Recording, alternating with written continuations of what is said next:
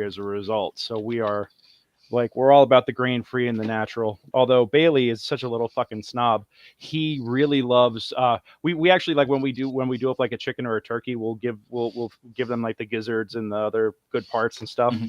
He looked at raw turkey heart one day, saw it in his bowl. We're like, oh man, you're gonna love this. And Miranda, of course, Miranda's like all over it. She's just like fucking chowing down. And he looks at us, and he's like this proud hunter killer, little killer of bugs and other things. Looks at us and is like, the fuck is this? This is gross. I don't want this. And we actually had to fry it up on the stove and put it back in, and then he horked it down like that was nobody's business. So it was it was just one of those moments of like, really? Hey, this is what the peasants eat. Uncooked meat. Oh, precisely. I allow you to live here. I expect a certain level of service. Yeah, precisely. And I mean, and the little bastard, I love him to death, but he was, he has no recollection of the fact that he was discovered in a dumpster. Like he was a bottle baby rescued. We don't know what happened to his mom, but I may have came from humble origins. Yes, serf, but I am. But now I am God here, and you must treat me as such. And I'm just like, you little shit. I was a temporarily inconvenienced emperor. Yes. Oh my God. Oh, and he fucking acts like it too. I love him. He is my best little buddy. But he is just a snob, especially when it comes to food. And because he had urinary caskets, he had calcium buildup because we would feed him. Sometimes he would get like little table scraps as treats and stuff like that, which is always a terrible idea with your animals. I mean, that's on us. We knew that was a risk, but when he actually got the urinary caskets and had to have the surgery, now he's on medical food, and he hates it. He hates it. So how long does that last for? Oh, that's lifetime. Because if he doesn't eat that, then he winds up, or he'll wind up developing the caskets again. And basically, it was $3,000 to have his dick roto-rooted so he could pee again. Yeah. Nice. Yeah, it's about as pleasant as it sounds. So, Do we have Seth tonight? I don't know. I forgive me for not being a little more proactive. Oh, hey, speaking of the devil, and he's out there. Well, you think you get away without playing without me? Come on. I was just about to send you a message. I was like, we got Sethy tonight. I did not get an alert for this at all. I checked. I was like, that's weird. I usually get some kind of alert one way or another. And this time I being proactive paid off. Yep. Nope. Definitely. So glad to have you here tonight, brother. Yeah. Now I don't feel so bad about the first random encounter I rolled up for you guys. Now we have a chance of surviving. I don't know, man. You've seen how often I go down. I didn't say that. I didn't say that you had a chance of surviving. I'm just saying that, the action economy might swing in your favor. But I thought you were just saying, I'm really tired of Turtle Tonys. Which means Kassan gets to survive, and that's really nice. No. Not necessarily. Polearm Master dies first. Yeah. I'm really sick of Polearm Master ruining all of my encounter. No, I'm kidding. Well, after that, man, I'm going to make you run an Essence 20 game so I can make sure I get some practice before I got to DM that on March 12th. Oh, Lord. Okay. Man, I really enjoy the new stuff that I'm learning from this system. But I got to say, man, I do not understand why people publish books without proof in them. Oh, well, don't get it. Because they're lazy, and for some people, they have a great... Oh, and it costs a lot of money to get a good editor. That, too. What it looks like to me is that they had the person who had the editing responsibilities. They gave her like 8 jobs, and they really needed to give her 3. Yeah. Well, and the other thing is that a lot of that stuff doesn't get play tested for balance. That's another, that's another thing I find in a lot of like the smaller press third party stuff is that it's not always rigorously tested. It's tested for their play group and their play style, and it works well. That makes sense, because you don't want to go and release your one little proprietary thing to everybody else, because it'll be like, well, why do I need to buy the book? Yeah, exactly. Oh, boy.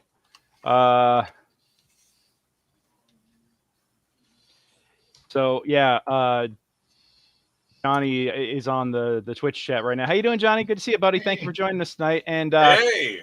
he's asking about the Finnish skier that had his that had quite the impediment for the second time, apparently. If anybody's Oh following you. no! It is frozen for the second time. That for the second time is the impressive part. That's what gets me. Yeah, I hadn't heard about this. I feel like I was blissfully unaware of this. I don't know, man. If you've got a problem with that much cold, tuck it.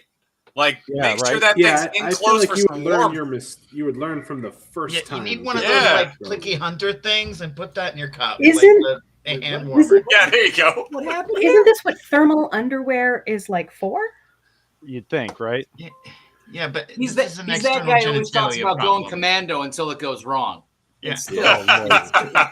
You know, that is not something to have freeze. I mean, that is not something to have freeze. This is really big shorts and Birkenstocks in like 10 degrees below freezing weather energy.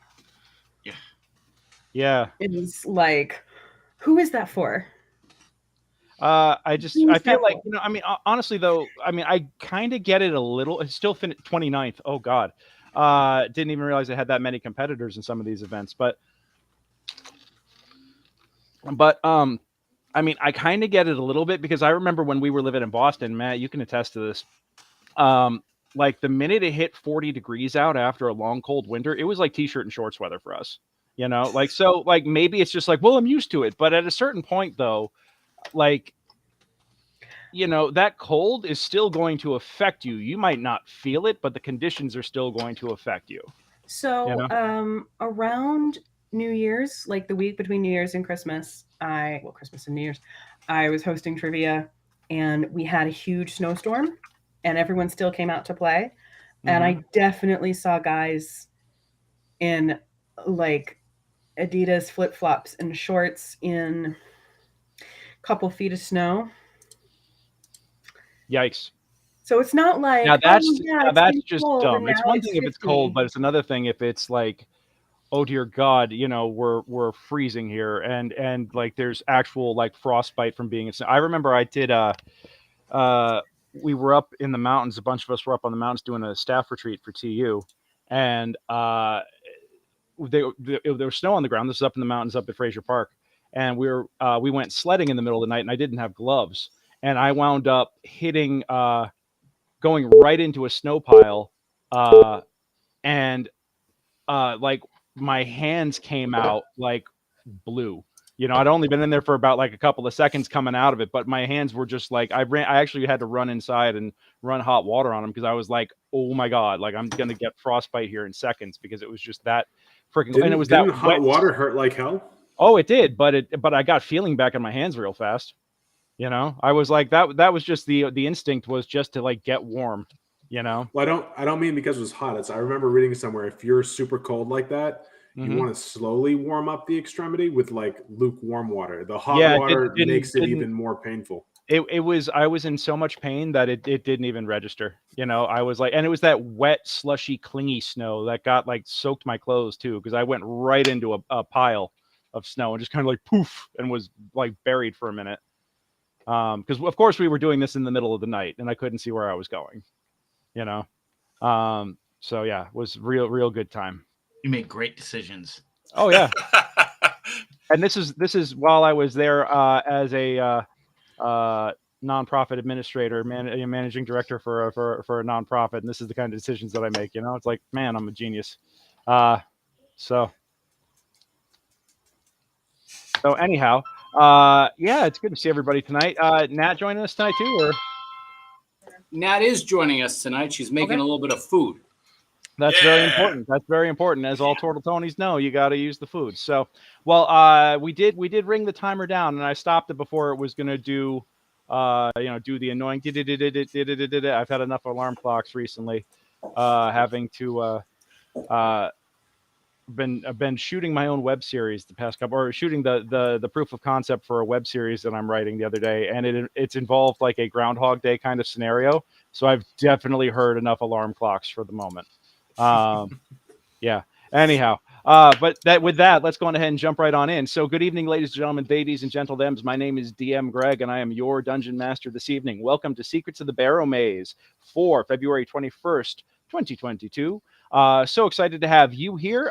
We are here tonight with the Turtle Tonys, yet once again going on another adventurous delve, another brave delve into the infamous Barrowmaze. I'm a professional dungeon master with Mastermind Adventures, and if you like what you see here, I can run a game like this for you and your friends. Go to secretsofthebarrowmaze.com or mastermindadventures.com and go on ahead and book a session with me.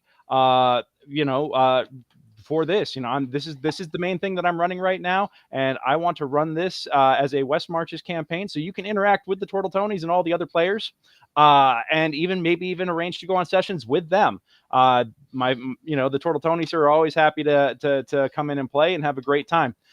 So yeah, with that, secretsofthebarrowmaze.com is fully functional at this point. I'm waiting on one more piece of code to drop in, and we will be able to do signups directly from the Barrowmaze site. Right now, it all does route to Mastermind Adventures, where that is the host company, and you can book your sessions on there right now. But on secretsofthebarrowmaze.com, you can learn about what a West Marches game is. You can get all the character creation guidelines. You get all the info on how to sign up and get all the necessary things like the Roll20 account, the Discord account, and everything else all set up, so you can come into the Barrows and play with us as well. So check that out, and also check out Tales from the Barrows. That is where the after action and session reports get posted after game sessions, and sometimes they've got YouTube videos associated with them where you can watch the sessions, and sometimes it's just players who didn't want to stream who have submitted their own reports, and players who submit reports, whether they be in narrative or illustration or song. We also take epic poetry or interpretive dance if you feel so inclined. The players who submit their own after action reports get start the next session with 25 gold and inspiration. And let me tell you, as longtime viewers of the stream here, like Johnny here can attest, inspiration comes in handy around here. So anyhow, let's go on ahead and jump right into the introductions. Y'all know who I am. Let's kick it off tonight with Matt, Mr. Matt. Hello, I'm Matt LePage. I'm playing Cassandra Nar, a not hockey stick wielding hexblade warlock warrior, friend of the Turtle Tonys and general ass kicker. Awesome, brother. Glad to have you in tonight. And let's go ahead. Yeah, kicking on to Anton. I'm Anton Ray, and I'm playing Miguel, the third place choice for the Totals Choice Awards, best newcomer. And I'm here to help out my brothers and my cousin Vicky and our friends, and sweep the floor if I have to, because it gets dirty. Well, sweeping the floors is very important. It's a very good thing to do for acolytes of the Church of St. Diego as they prepare to build up all that upper arm strength. It's like wax on, wax off, and all that as they prepare to smite the undead with great fury. Let's go on ahead and, speaking of wax on, wax off, let's bring it over to Seth. Hey, I just want to let you know that all of the jokes that I could have made thus far about your parents naming you DM Greg and how that's destiny, that's really great. About how Johnny has mentioned that despite that guy's frozen penis, he's still finished, which means that you can finishing is good not just for blue balls but for blue penises. And also nope, I forgot the third joke. So I'm Seth Tygeson. I have bad jokes, but a good character. His name's Frankie Turtle Tony. One of the many Turtle Tonys here. Happy to be here with my brothers, my cousin, and my buddy. My buddy's here, and so yep, I'm gonna stop rambling now. Bye. It's all good, brother. It's all good. And let's go ahead and bring it over to Lauren. Hello. My name is Lauren. I'm going to be playing the character June O'Malley, the plucky sorceress. And I have to give Mr. Spelta a little bit of a golf clap for the finish, always finish. That's bang on. I'm excited to just play. That's it. I mean, he froze his penis, so that might be bang off for a while. Yeah. Oh boy. Oh Lord. Okay, so many jokes. And hey, it's good to see Sean in the chat. Thank you for joining us tonight, buddy. And let's go on ahead and bring it back over to our final two folks here, enjoying. And I didn't want to get you guys while you were eating, so yep. Yeah, let's bring it over to Paul and Nat. Hello, hello. I am Nathalie Eckart. I am playing cousin Vicky Tortoni. I am a female fighter. And I am also picked up a Rune Knight specialty last time around, so I'm continuing. Forgot about that. And I feel like that will continue to benefit me, along with my magical heavy crossbow and beautiful shining warhammer. So we should have some fun tonight and find some more shiny things for my hammer. Yeah. Decorate it some more. Yeah, note to self, mark Vicky for death. Got it. Okay, cool. And hi there, I'm Paul Masterson, but in this world, I am Anthony, a.k.a. Tony the Tool Boy, Total Tony, the ultimate artificer who is now multi-classing as a little bit of a wizard. I make all sorts of things happen. I roll around with my artificer homunculus, a little smaller version of me named Tiny Tony. And then I've got my owl familiar now that I'm a wizard, whose name is Owl Capone. And if you step with him, if you come after me and my family, he'll make you sleep with the fishes. So we're here to have a good time, make some coin, and help a younger brother, Miggy, make the world a holier place. Because man, his view of the world is childlike innocence. Mwah, it's like a great pizza. What's the problem, Greg? Did you find that pun taxing? Moving on. All right. So thank you guys for the introduction. So glad to have all of you here tonight. Yeah, I'm very excited to get going. Anybody want to chat about their last adventure? Get folks caught up on what it is that you guys are planning on doing with tonight's session. So we're gonna dive back into the Barrowmaze, and then last week I got new crayons, and we shopped, and I got some scrolls, so that way we don't have to take as many short rests and stuff. And then we beat up some skeletons, and then there was a room full of there had to be a room full of traps. It was we needed Frankie, and then you got to tell Frankie about prosciutto. Yeah. Okay. So Frankie, last week we ran into like the kind of evil advisor to the son. He's not a good guy. Yeah, and Miggy here was kind of like reading him for filth. Basically like saying like you look kind of like a dirtbag. And so we established that our catchword that we can work in different ways for Miggy is prosciutto. If he's being a little too honest. If they don't deserve that level of honesty. And when we visited his good buddy, the lead priest over at the Church of Yig, he was like, "Yeah, that advisor guy, he's kind of trash. He's a sketchy dude. So keep an eye out for him." They were talking about maybe wanting to go with us down into the Barrows sometime, and we're a little wary of that because we're worried if we see.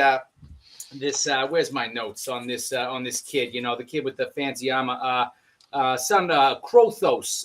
We're worried if he goes down with us and is a jabroni that he's gonna try and like get us killed for like seeing him be a total noob. And Allis Blackfell is the advisor's name, and he's up to no good. We don't trust him. And Junie didn't have to cast shield, not even once. That's true. And last time, we saw a room full of skellies, and Junie was like, boom, cloud of daggers, and like it was like she was making some sort of carpaccio in there, but with skeletons, it was beautiful. I'm just glad they weren't alive because it'd have been sloppy and gross and like mozzarella everywhere, but like flying at you, so it was not mozzarella, like a bolognese in your face. I call it my flying meat tenderizer. And so the only other thing is when we were leaving there was this crazy kind of like wind or something like swooping around the place. So we don't know whether, as I said, on my little write-up, I don't know whether, that was just some wind, whether that was like a vampire, whether that was some sort of like evil thing that moves fast, or if it was just like, monster toots or something. So if it was just like an end of the chapter to like get us out of the way, it could have been anything. yeah. I mean, I would never ever just so overtly use a ridiculous plot device to kick you guys out of the dungeon just because your time is up. That's just not my style, guys. So everything has a reason. Who the hell do you think I am, J.J. Abrams? So Now we just got to get some lens flares in here. Okay, gotcha. Oh, I can arrange that. Shit. Oh, hold on a second. Just, Oh boy. Yeah. Anyway, that was probably a terrible idea. Watch a chandelier come down on my head. Okay. So with that, thank you all so much for the intros, and Sean and Johnny, thank you for joining us in the chat tonight. I hope we will have many, many more folks. I was trying to get us on Reddit. Oh, there's the lens flares. Kassan's got the lens flares. Look at that shit. Oh, it's glorious. Oh God, it's like it's like Star Trek Into Darkness in here all of a sudden. You know, we're on the bridge, guys. So what mysteries shall we solve today? Yes, that is a great question. You guys said you wanted to just go delve back into the Barrows and keep exploring rooms. So did you have any sort of shopping or anything you needed to do, or do you want to just dive right on in? I think we're good to dive in. I mean, we didn't use a lot of we what all we got got our last potions. time. I think. Yeah, we didn't use anything. Did we? Did we kiss We spent a lot of time shopping last episode too, so I think there was a decent amount of that, and there's nothing wrong with that. It's very important to be all stocked up and supplied as you get rolling. So now that the and you got to get the crayons. I mean, absolutely. So, all right. What I know is I need 500 XP to get to the next level, so I think I need to punch something. I mean, I could. We ain't getting XP for role playing, so. Watch it all be like 5. I'm gonna start turning all these. I gotta slow you guys roll here. You guys are leveling up real fast. I might have to do a lot more talking heads encounters. Let's go. All right. As long as we get XP for that, sure. The Brood Squad knows how to handle talking head encounters. There was some sort of crazy mound evil plant-like thing last time that I burned with a cantrip, set on fire, but we didn't get no XP for that. So. Yeah, he didn't really shamble at all. So. Yeah, it was a giant bush that you decided to burn and try to use as a religious omen. So anyhow, you did your preparations last night. Did you want to book Stenwick and the mules again? Always. Okay. If you're doing that, go on ahead and mark off the rental fee and the henchman fee. Whoever's picking up that. It's a 1.5 goal, right? Yep. Yeah. Gotcha. All right. Yeah, I pay him too much. I give him 2. He is very grateful for that, and and is still marveling at the shield, the steel shield that you've provided him with, and he is grateful for that as well. So you wake up in your rooms at the early grave to the sound of a pitter patter of rain on the roof. In a natural swampy environment, it's not unusual to have this happen, but it's unusual for it to be first thing in the morning. Usually for whatever reason, the Barrows and this region tends to be like Florida. You get like that 4 o'clock rain for about 20 minutes, but some days it just comes pissing down, and that's how it is this morning. You can hear just the on the roof as you're going as you're waking up. You come down, and Bolo has the traditional Barrowmaze adventurer breakfast buffet ready to go, and he says, "You might want to bundle up today. It looks like a wet one out there." And he also says, "I've got a couple of flasks of hot coffee for the road. If you want them, I can give them to you for a couple of silver apiece." Hot coffee. That always makes me angry. Well, isn't that part of your take 2. All right. One gold, and don't worry about returning the flasks. They keep hot things hot, and they keep cold things cold. So Oh, nice. Got it. Flasks. Are they good at all with acid? Like, if we find acid, will they keep acid in, or are they like, you never, This is I would say that this is cooking grade, but not medical grade. If you know what I mean. Gotcha. Yeah. No, I wouldn't use it. I wouldn't use it for alchemical experiments. So, But it's just wound up getting shipped an extra crate of these. So on a rainy day like this, I like to bust them out and hand them out for a small fee. Now, normally these go for about a good 50 gold a piece, but it's you guys and you bring me in enough business that I'm just going to charge you for the coffee. This is amazing, man. I'm just looking at this. I feel like I'm living in the future. This is some innovation of insulation. That's what I'm saying. Innovation of I like that. I like that a lot. And they are very nice.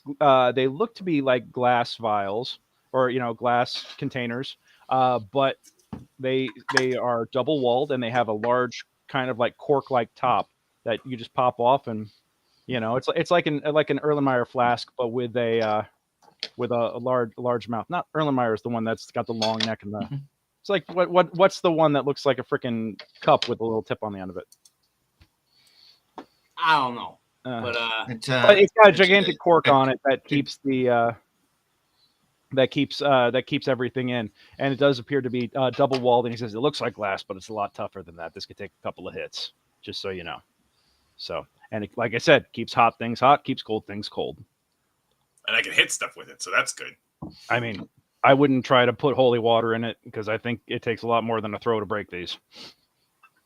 So, just throwing that out there. But if you like a good soup, if you like a good cold gazpacho, any sort of my dishes and everything, they'll stay fresh in these things, guaranteed. And they're safe to they're safe to hand wash. So. Very important. Oh, I can hear my. I was wondering what that noise was, and it's one of my cats, who's just howling for dinner right now. Poor thing. So, they're both over here now. Anyhow, moving on. Yeah. So you get the flasks of hot coffee, and they actually feel quite warm to the touch. Not too hot, not boiling, but like that pleasant, like 130 degree temperature. That's just perfect for imbibing. And he's like, it's guaranteed to stay like that for at least 24 hours. Excellent. I hold on to one, and then I hand one over to Tony, because he carries lots. Yeah, I got it. All right. Any of the humans need this? Because this kind of weather is kind of like normal for us. Yeah. Oh yeah. I mean, Kassan, I'll hold on to this. If you need a little, some hot Joe, you let me know, and we'll I'll serve it take up. one. Oh, go, yeah, you hold on to this, Junie. You, yeah. Oh, yeah, here. All right. Well, so you give one to Junie, and who's holding on to the other one, Miggy? I got it in case somebody needs it. Got it. Okay. So, Stenwick comes in and he says, "Oi, the weather out there is fit for nobody, for neither man nor beast. Are you sure you want to get down there today?"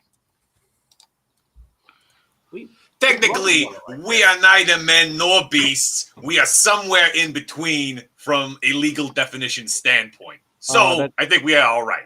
That's true. You're amphibians. I should have known. What about your warm-blooded friends? Don't worry about us. We're ready to go. Alrighty then. All right. Well, if you don't mind, I'm just gonna stay on the cart this time. I already got a chill going through me bones just getting over here today. I'm gonna put on a couple extra blankets and just stay warm as best as possible. But let me tell you, it's foggy and it's pissing down out there. This is gonna get nasty today. So, yep. As you start down the familiar path, Tony, did you want to try and navigate today, or did you want to? I'll try and navigate. But we know kind of the way we're going, right? But Stenwick's like, yes, Anthony, my good friend. I'll let you. You've been trying to make it down there. Put me out of a job here. Give it a shot. Let's see here. All right. Well, I'll tell you this: with the 14 and the help assist here, actually, go on ahead and Tony, make your roll with advantage because Miggy managed to help. Miggy with the better survival. It occurred to me. I'm looking at that. I'm like, wait a second. Hold on. Tony has a +3. Miggy's got a +6. I got a +4 of the three of us. Yeah. Well, but Tony's the one who talks. So. Well, maybe I'm the most. This is a team effort. No. He's the one who's trying to memorize all over again. No, Tony's really smart, and he's working at a system. Mm-hmm. I feel like you got a 14 maybe between the three Maybe. 14s. I think you guys might want to just refresh your Beyond 20 just to be safe, because I don't want to have like this whole thing where it's only sending over the same crappy random numbers. Hey man, if we all get 14s all day every day, that could be a lot worse. Well, Yeah, that's you fair. could do worse than See, that. That's for there's sure. a 13. That's no good. Okay, but Tony, you've rolled 3 14s in a row, so let's go on ahead and refresh your app, because that's clearly One stalled out. day it'll get that's stuck right. on 20. Yeah. I see we have had a few new folks join the stream here. Thank you so much for joining us tonight. Check out secretsofthebarrowmaze.com if you want to learn about what we're playing and how you too can get involved in this campaign. Take a look at it. I am your DM Greg, and we have the Turtle Ponies here tonight. Characters based on one of your favorite Saturday morning cartoons, going into a death trap dungeon of over 300 rooms and thousands of enemies. So we're gonna see how far they get this evening or this morning, as it were. You step out into the rain and the Turtle Tonies, you guys feel right at home. This just, it's just in your aquatic nature. There you go. That's looking a little better. In your aquatic nature, this just feels just like where you grew up with the waterfalls and everything else, and you're in the various ponds and other areas. So, but what's up? Apropos of nothing, I make sure that we get some milk and honey before we go. Milk and honey? Oh, for the coffee? Yeah. For the fairies. For the fairy Okay. All right. That's fair. Mickey's always thinking about his little buddies. Yeah, little buddies. Okay. Oh, this is going to be tragic then. All Little right. buddies, big buddies. So you start your way, and Tony, you actually first off you start everybody on the correct direction today. You don't go northbound as opposed to south to start. And yeah, at this point you really do kind of know the way like the back of your hand. But Stenwick's company, there's something reassuring about that. Just having a friend and an ally that can watch the gate and watch your back. So having him around is always a big help. I want your marching order though. Who is Stenwick's on the cart with the donkeys? Who is walking and in what order? Well, we got a cot. Oh, fancy today. Oh, you just have the mules? Okay, fine. Then Stenwick's just walking alongside with the mules. I mean, in the past we had a problem getting a cop through the swamp. I thought. Yeah, this is true. Yeah. So you've got a couple of sure-footed mules and a human guide taking the walk. I had the wrong set of tokens loaded up, and the cart was there, and I forgot that you guys only do the donkeys. So and fixed. Okay, cool. Yeah. So what's your marching order? I mean, it's probably right. It's probably Kassan and Frankie, right? Yeah. Yeah, I'd be off to Frankie's right or left shoulder. Yeah, and then me and Vicky, and then Tony and Junie, right? Yeah, I think that sounds about right.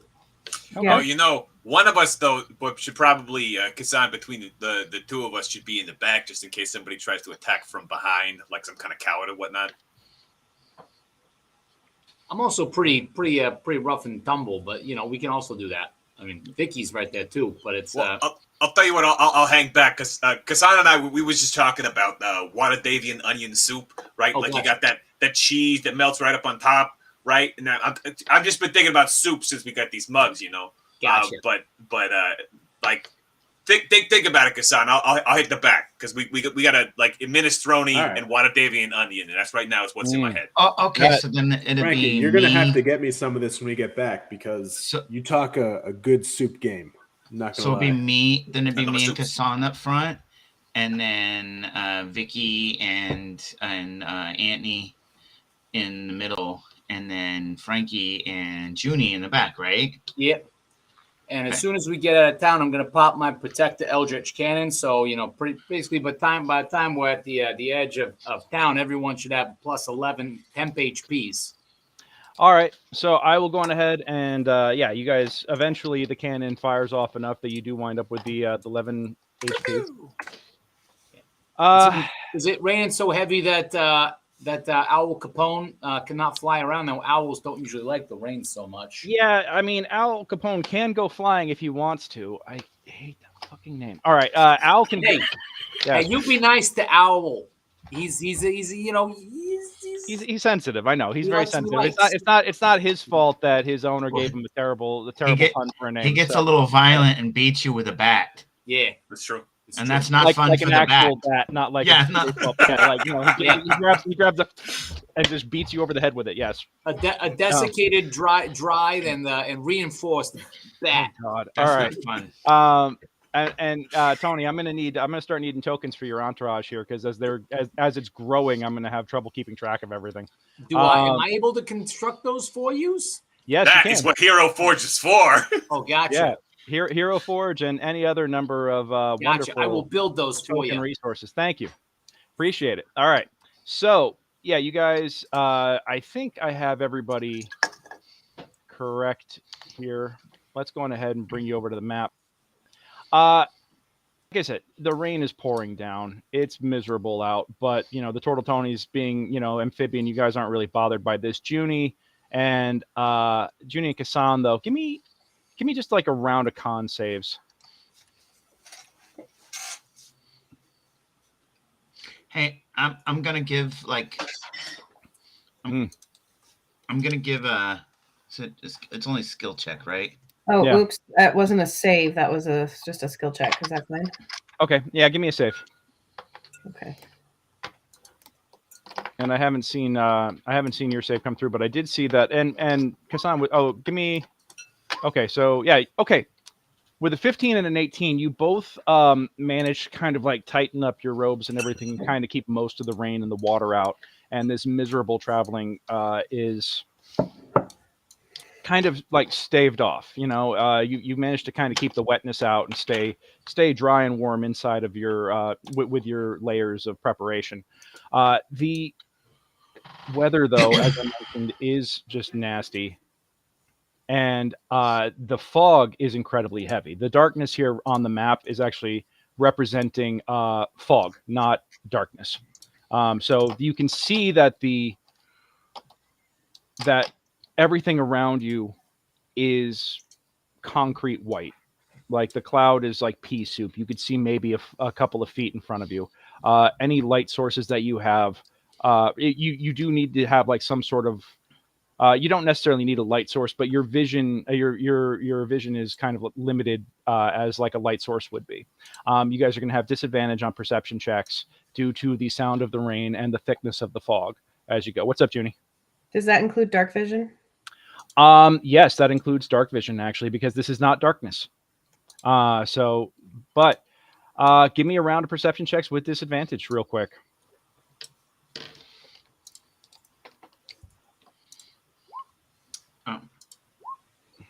Why are you so...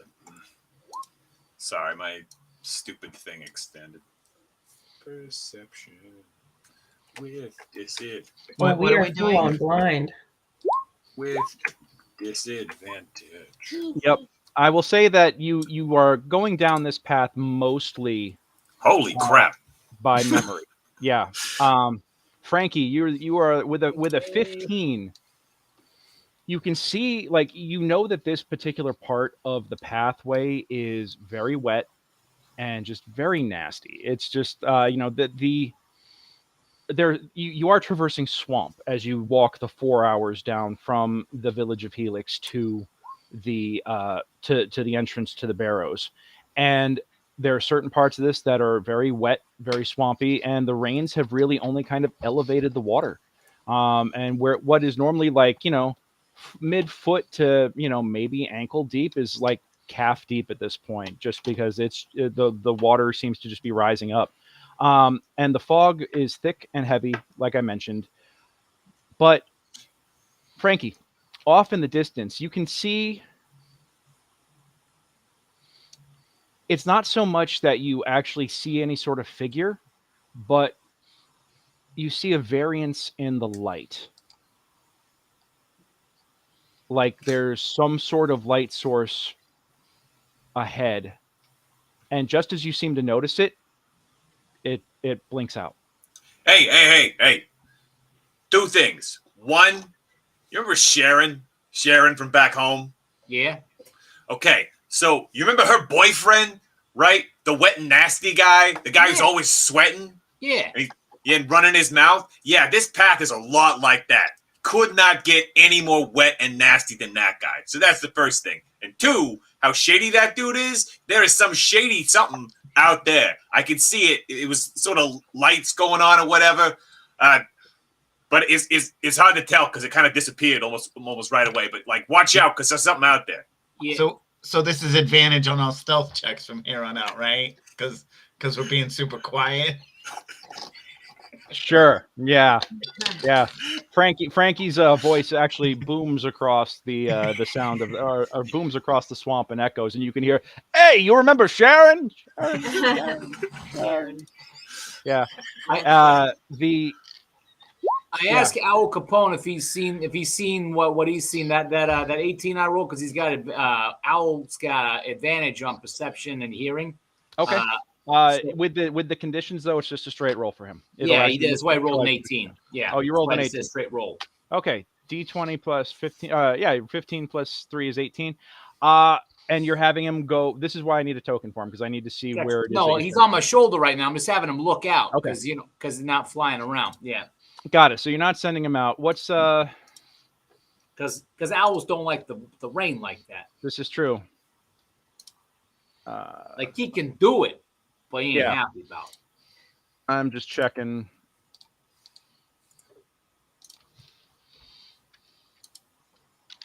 All right. I will tell you this. As he's as you kind of warg into his senses, you can feel like in your mind's eye, you can see through Al Capone's eyes.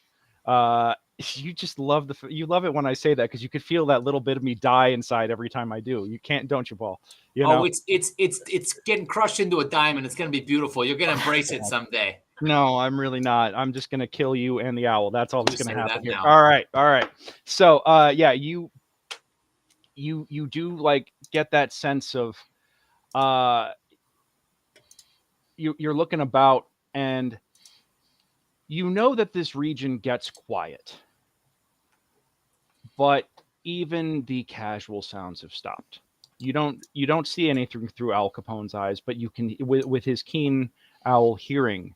You hear deathly silence except for Frankie prattling on. If there was anything in this region making any sort of movements or motion, that has stopped. And you recognize that you are decently close. You're probably only about an hour from the Barrows. So at this point, this is a really dangerous area to be in. There's been talk of the undead walking in this region specifically. And on top of that, you have encountered other hazardous things. It could be the lizard men, it could be fairies, it could be who knows what else. But you get the sense that anything living in this region knows that there's some sort of predator about, and you get the feeling that it's not just your loudmouth brother. Gotcha. So I'm gonna gather. I'm gonna make the motion for us to huddle up.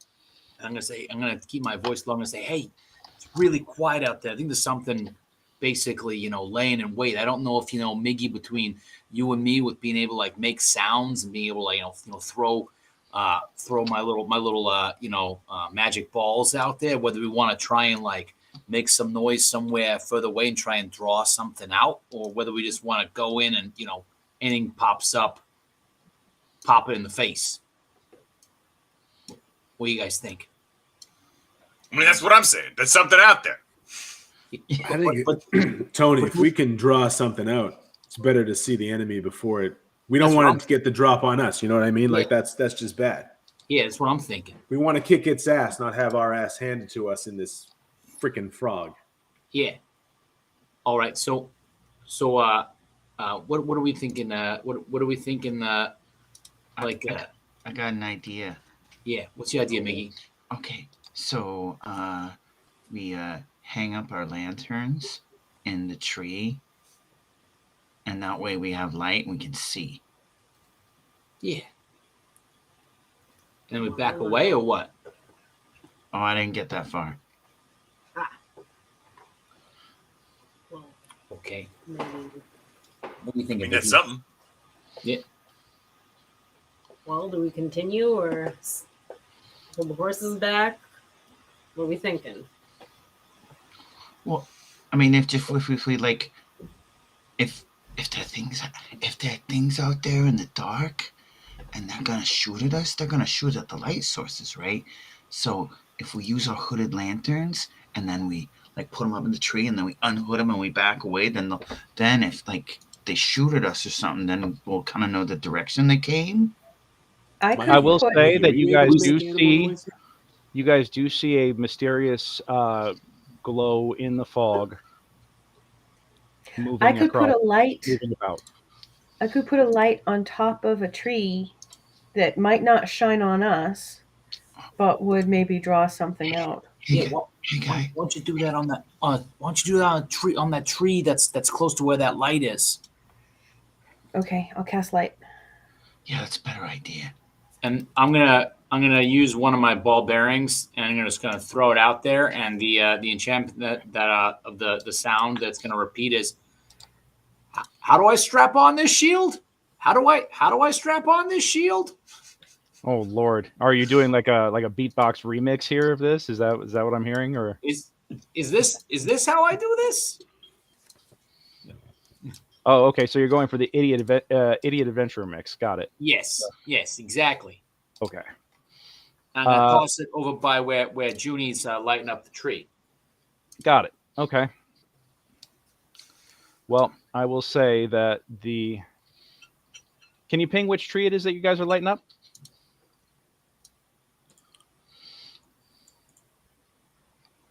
I think we're kind of thinking. Oh. Got it. All right. So this is the closer one. So we'll go on ahead and put it here. The tree is now lit. The trunk of it does have like some light coming off of it, and we do have right next to it the ball with this repeating message of how do I use this shield? How do I? And that definitely breaks the darkness. Maggie, give me a perception check. Okay.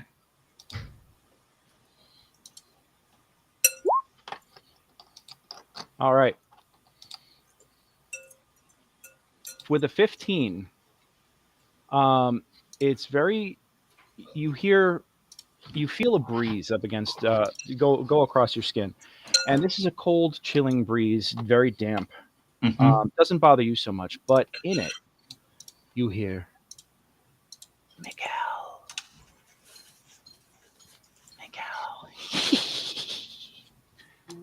Come play with us. Come play with us, Miguel. We want to play. Hey, guys. Yeah. What? Guys, What is it, Mikey? the wind is talking to me, and it's like using my name and stuff. And I'm pretty sure it's not coming from inside my own head. You sure? This time? No, but I mean, I'm pretty sure. I mean, like, I don't think it's like one of those like mind creatures that like get in your brain. They say they want to play. Is it like fairies like last time? Is it your fairy friends coming back? Maybe. Yes. Oh, hey, guys, we gotta go. We're on the way to a thing. I brought you presents, though. Presents. Uh-huh. What Mm. kind of presents? All right. So I pull out like a little napkin, right, that I Mhm. got, and then I put the milk and the honey there, and then The light starts coming towards you. Mhm.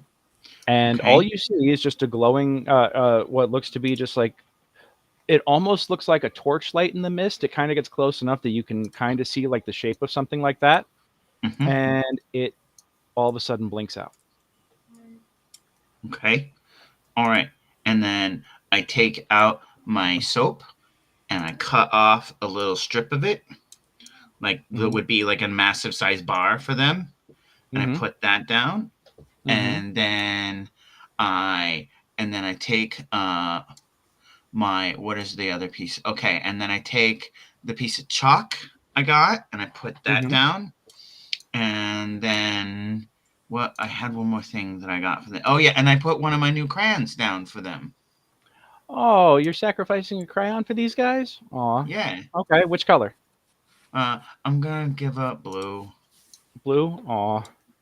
Yeah. Okay. Okay. So yeah, no more blue in your art until you get a new one. Okay. But You hear, "Bring it to us.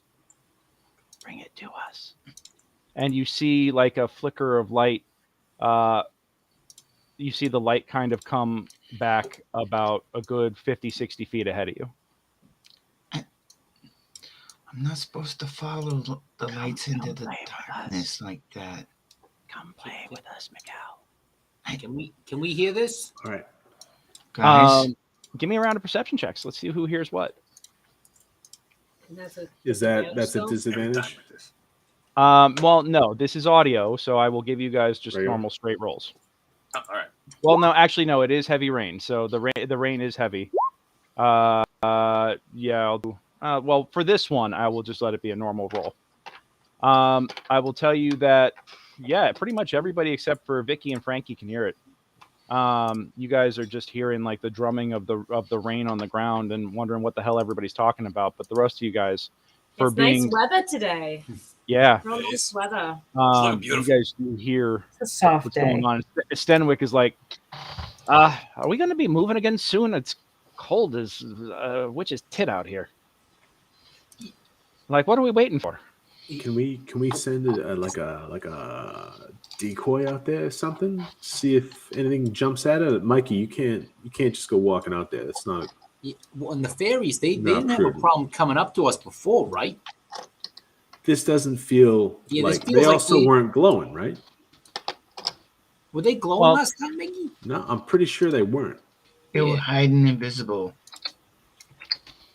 They were a lot less creepy than this. It's true. I think maybe we go up together. What do we think? I was supposed to be just a whisper to you, but it didn't work. Okay, you take your second, your rope tied to your iron part. Got it. Okay. Mm-hmm. All right. Okay.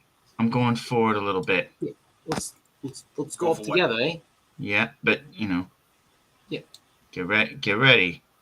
Yeah, I'm gonna have Tiny Tony go with you. So he's gonna pop onto your shoulder, hide behind your head. Kind of look. Okay. I go to here.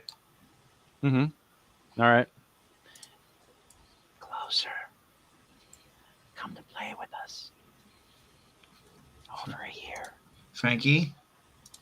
And what? Frankie. I think we're in trouble. Why? I think the fairies are gonna jump us. Can I roll an insight? Yeah, you can make an insight check.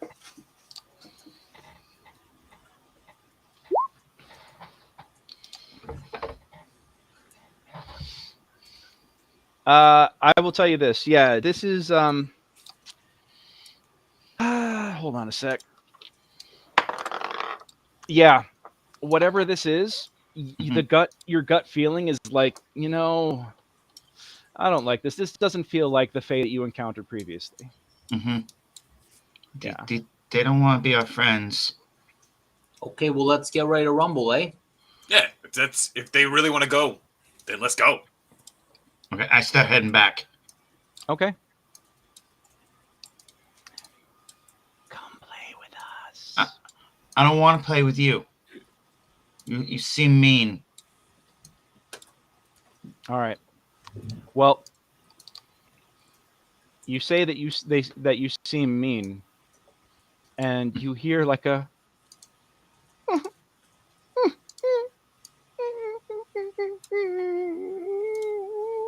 and the light goes out. Mm-hmm. But you do hear the sound of like a tiny crying sound coming from somewhere in the bog. I think I hurt its feelings, but I don't think it I was don't going know. to It be could- nice to us. It could be trying to make you feel bad to come in close, and could be one of those Well, it's working. real nasty types. Yeah. Don't worry about it, Mikey. It's probably trying to hurt a lot more than you're feeling. So Yeah. Okay. I still leave the milk and the honey though, but I take back my crayon. She was trying to trick me. Kind of the chalk though, but I'm taking back my crayon. All right. So you pick your crayon up. And let me see.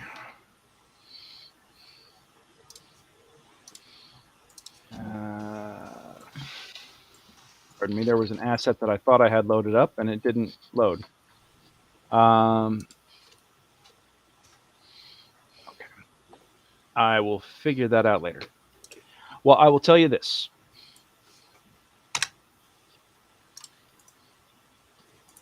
You feel it before anything else happens, but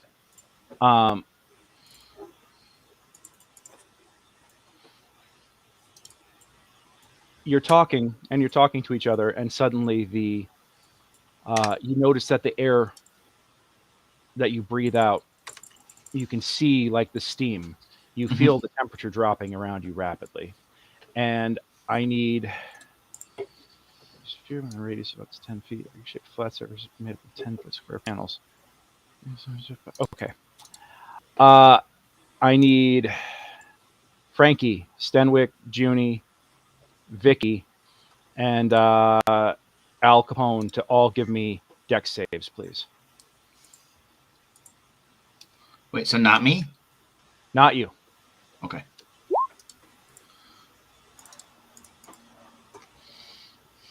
Yeah, that checks out. 10, 20.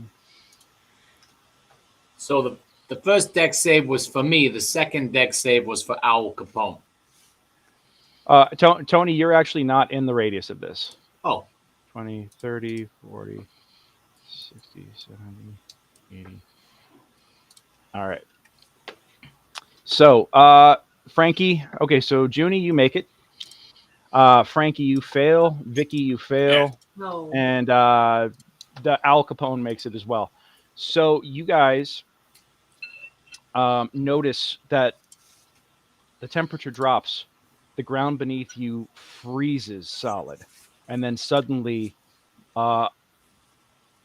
something just shoots up out of the ground and stops about 10 feet high. You realize that there is just a solid block of ice now blocking your path. I will say that well, customers got it. All right, so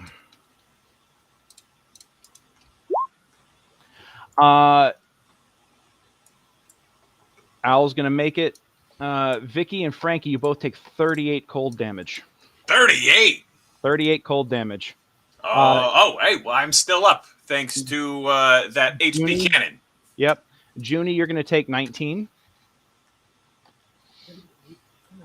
And Junie and Frankie, you guys find yourselves cut off on the far side of your compatriots with this wall. Did Vicky take half or full? Vicky takes full. Okay, so Vicky are you down? I'm totally down. Yeah, and Stenwick is unconscious as well. What the hell was that? Cool. Yeah, Frankie, you and Junie wind up on the far side of this. And let's roll for initiative, please. Oh, you better believe it. Sounds ready to roll. All right. I'm going to use my inspiration to re-roll my initiative. Yeah. Copy that. There we go. There we go. All right. Oh, sorry. I didn't send it to the roll tracker. I wasn't clicked on. It's all right. Most of these are not in D&D Beyond, so I'm actually doing this old school tonight. So. Oh, okay. All right, and then 7. June, is your last name spelled with an E-Y or a Y? I always forget.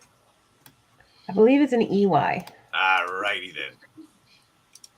Your All right. New portraits on Facebook, Woo! as well as a new token.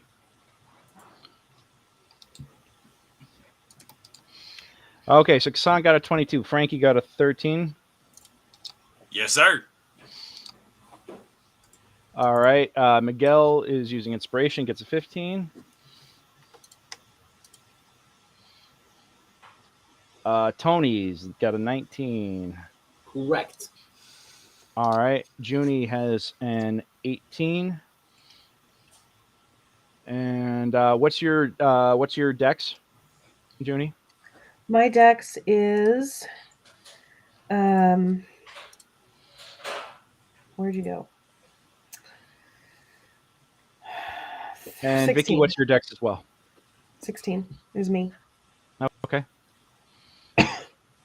All right. And Vicky, what's your dex?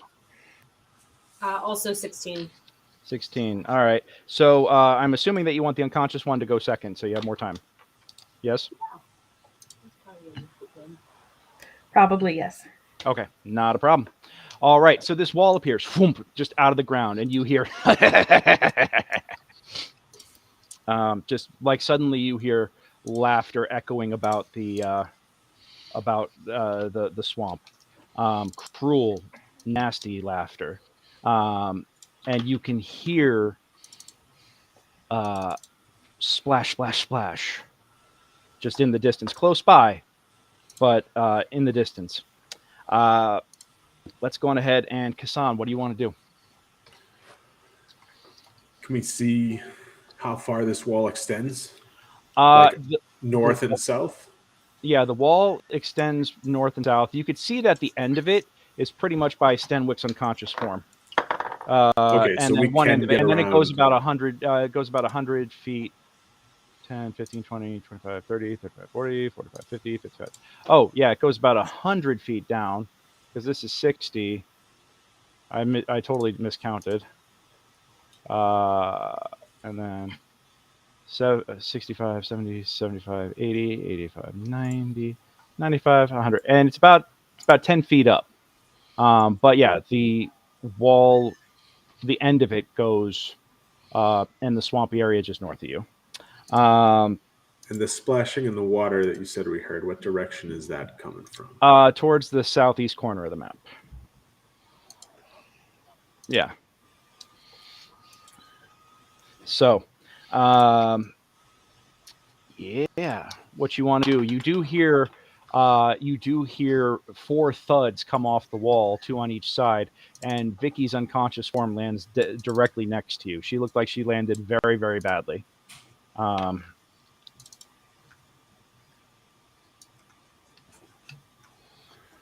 I'm gonna look over and say, Mikey, you got Vicky here?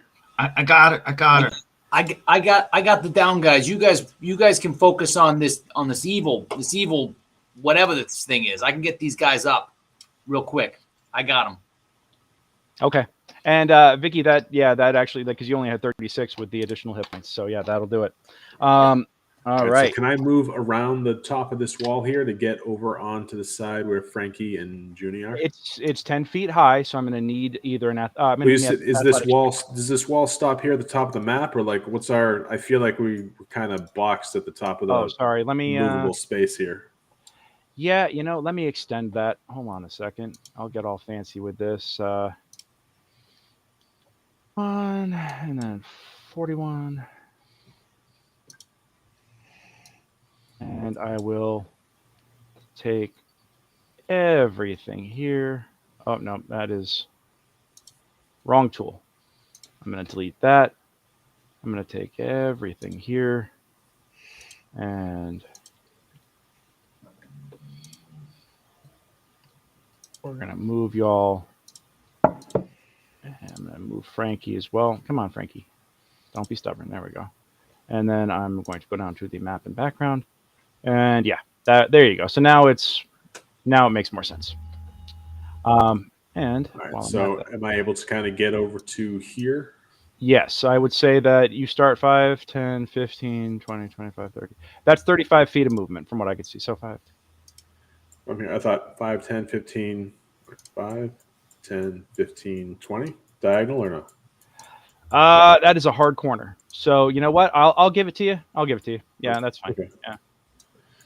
All right, so I want to land here, Uh-huh. and I'll hold my action to fire an Eldritch Blast at the first enemy combatant that shows itself. Got it. Okay. Cool. Let's see. Okay. Tony, you're up. All right, so I'm gonna pop over to Vicky and take one of my potions. I'm gonna put it down her mouth. We need to make those potion injectors. Yeah. So let's see, where's the inventory? Those. Meanwhile, I send Tiny Tony over to Stanwyck. He's got a little he's got a potion. They're able to carry one potion. I'm going to use my bonus action to have Tiny Tony feed Stanwyck. That would be a standard action, feeding a potion. So you can move. You can give it to him, and he can move over there. But your guy. So among, at least what I'd had, Homunculus is they can carry one potion on them to either as a bonus action. You have to use your bonus action to have them be able to do anything other than move or react.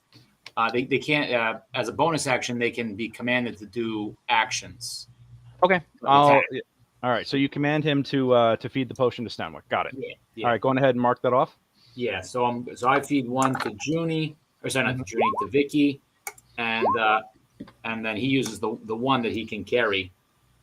Got it. All right. Well, hey, max for everybody. So you guys get 8 out of 10. That's still pretty good. 10, yeah. That's still pretty good. So we'll take So that. I'll mark off those two. So now I'm down to 2 potions.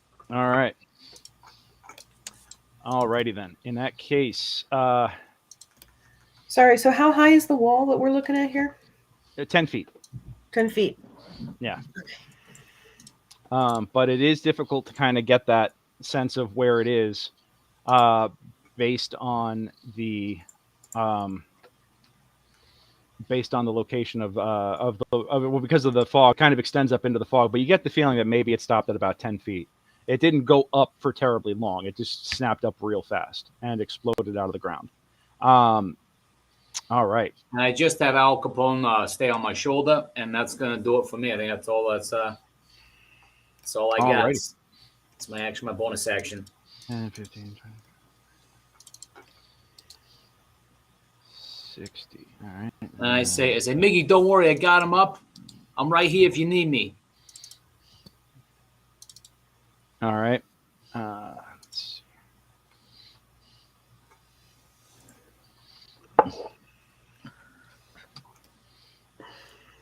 Got it. Okay, and then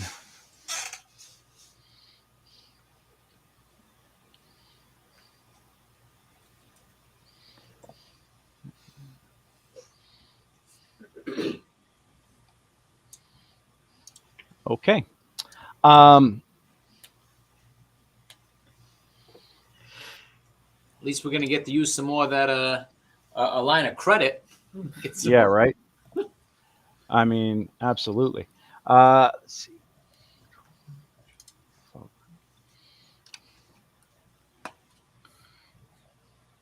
I will tell you this. Yeah,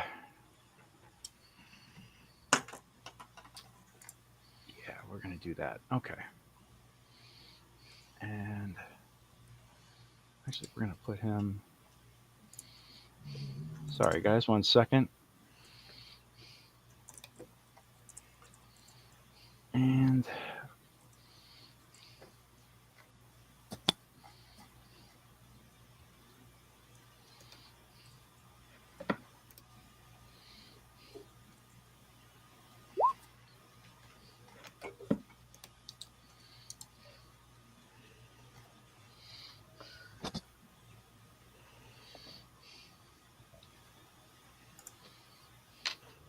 all right.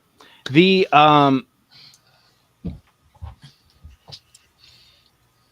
freestanding water is up to 100 feet on the side. Got it. Okay. You know, when I rolled this up, I was like, oh, this will be interesting. And now I'm like, oh God, how do I do this on a 2D battle map? All right. So you get Vicky back up, and you notice very quickly, you hear the rushing of water, and suddenly the black, brackish, disgusting swamp water seems to be rising rapidly. The donkeys are starting to freak out. They are lightly laden, so it's very likely that they'll be able to swim. But both Stanwyck and Vicky laying on the ground, they are very quickly submerged. Stanwyck finally comes into consciousness and kind of springs back up after his fall, holding his head. But you guys notice that the water is rising rapidly around you, and yeah, it goes from 6 inches to a foot to 3 feet to 5 feet. Suddenly you're all swimming, and it gets up to about the top of the wall of ice. There is something that is very clearly magically rushed all the water into this area, and you are trapped within it. Junie and Kassan, I need athletics checks from you guys. The turtles, you guys are kind of at home in a water scenario, but you are going to be underwater for the moment.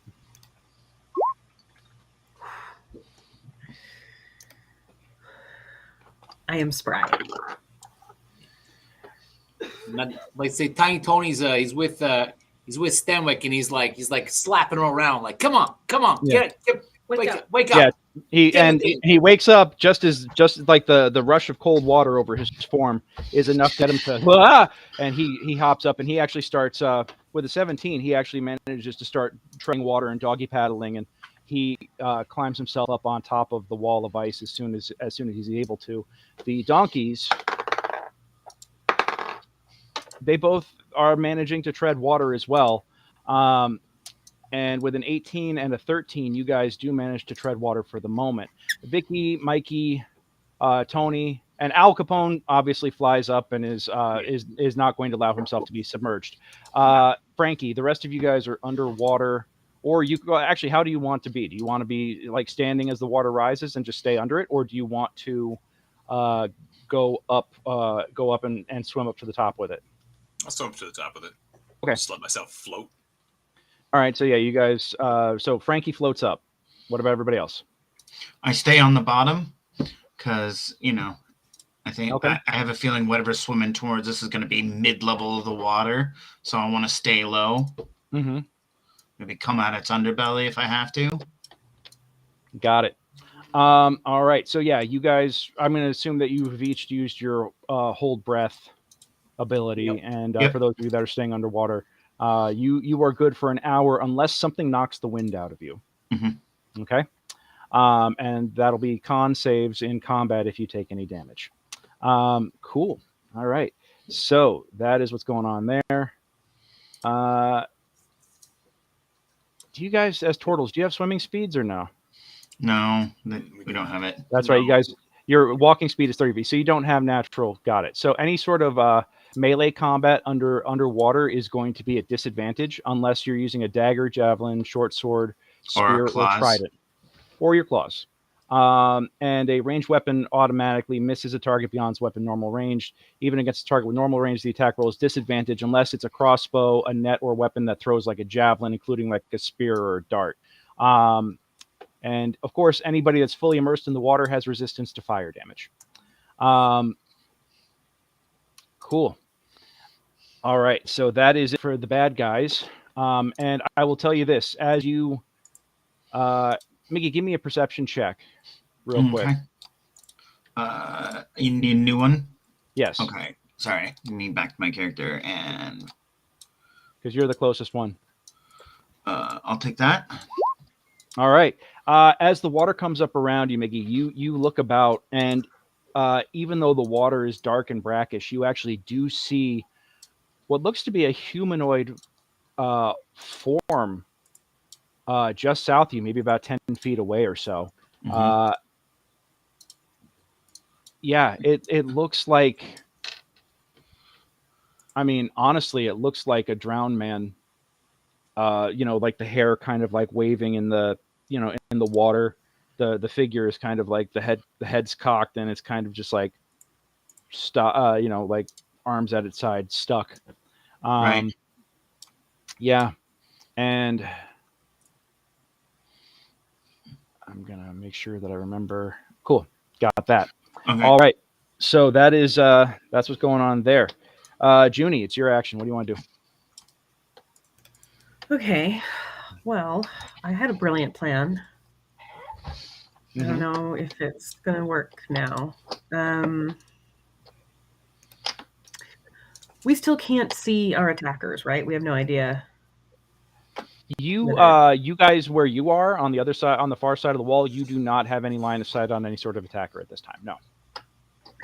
All right. You said the wall level, the water level is about at the height of the wall? Yes, the water level is at about the height of the wall right now, and you floated to the top. Okay, I'm going to get onto the top of the wall. Okay.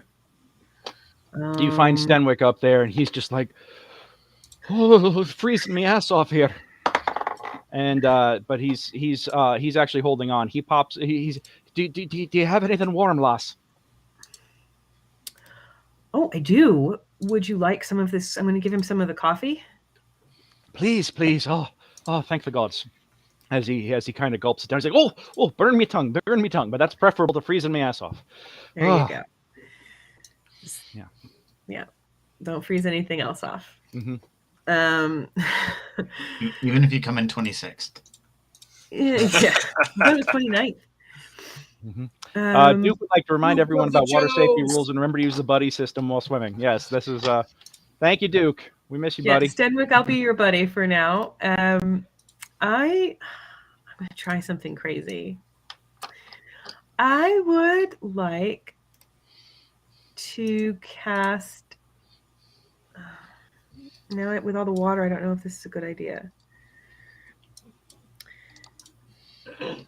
What if I cast Firebolt on the wall? On the wall?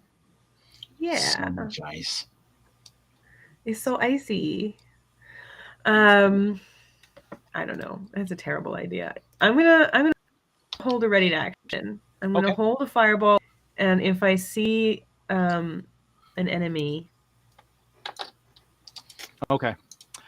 Real quick, Tony, this ball of yours here, this is underwater as well. Was that fire or was that just magic? Oh, no, that's right. This is audio. That's the audio. Audio. So if you're underwater, you hear.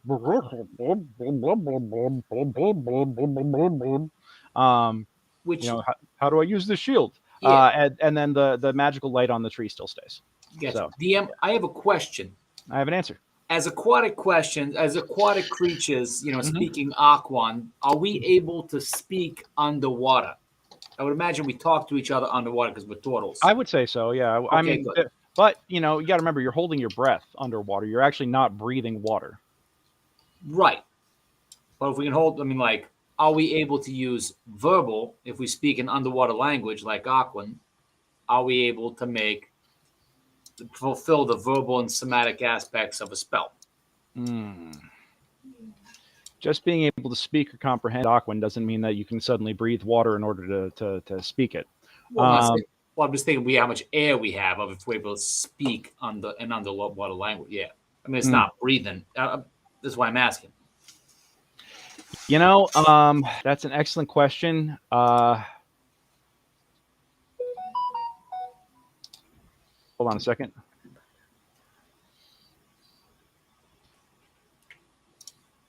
Yeah, you can cast a single spell underwater, but afterwards you begin drowning if you can't breathe underwater. Now that is for normal creatures, but if you're talking, you're not holding your breath.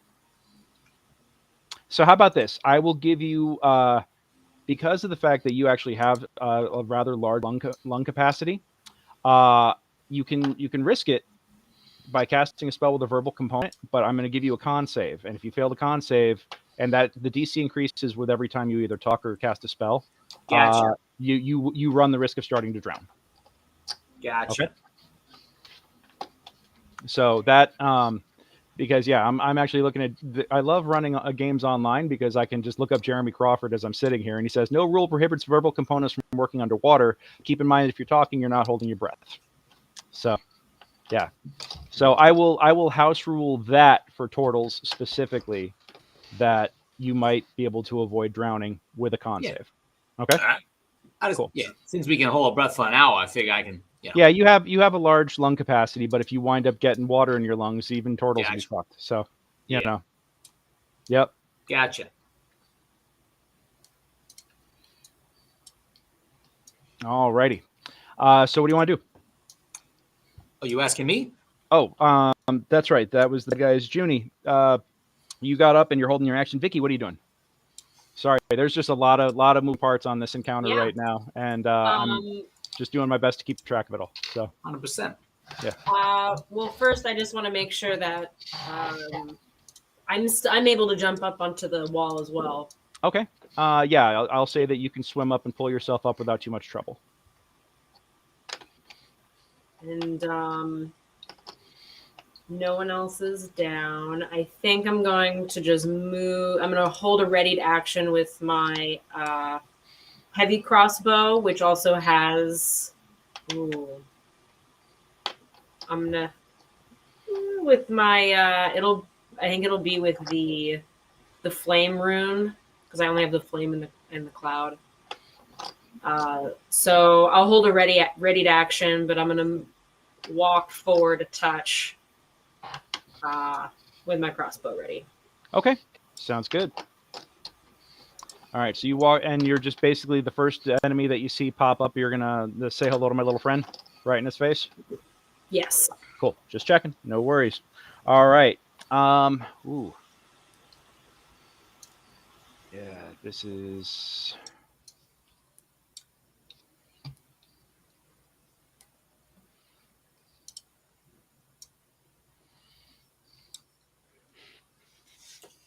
And let's see here.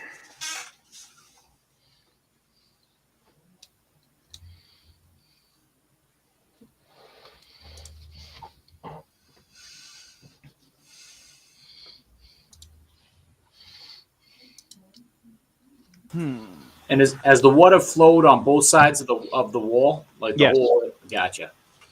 Yep. I would say so.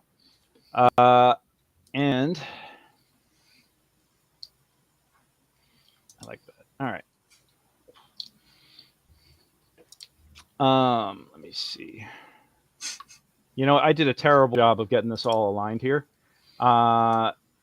Give me 1 second because I really want to make sure that we have enough room for this. So I'm going to make the map a little bit bigger.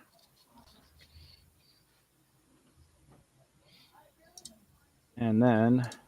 We were supposed to be more trusting and a little less paranoid. No, not so much. I just... I got impatient, I think is the best way to describe it. So now I'm going to move all of this stuff down this way. And then I'm going to... It's not going to line up perfectly, but I'm going to just create some... where's my... There we go, my library. Swamp. And then we're going to...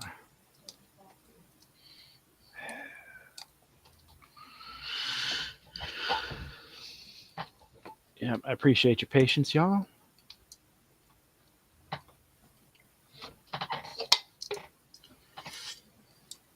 And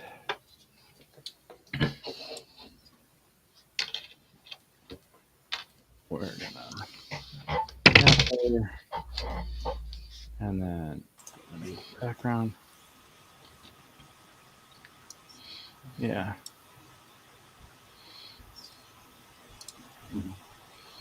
And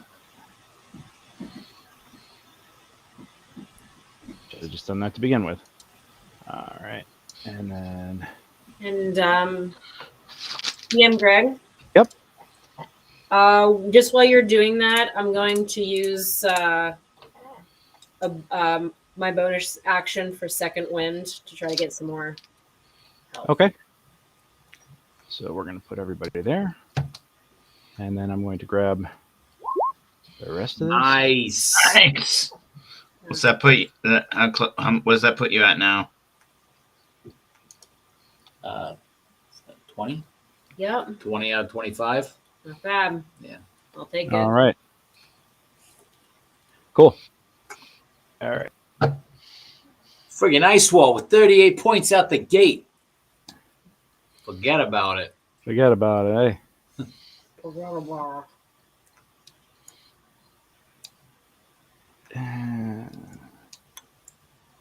Yeah, close enough.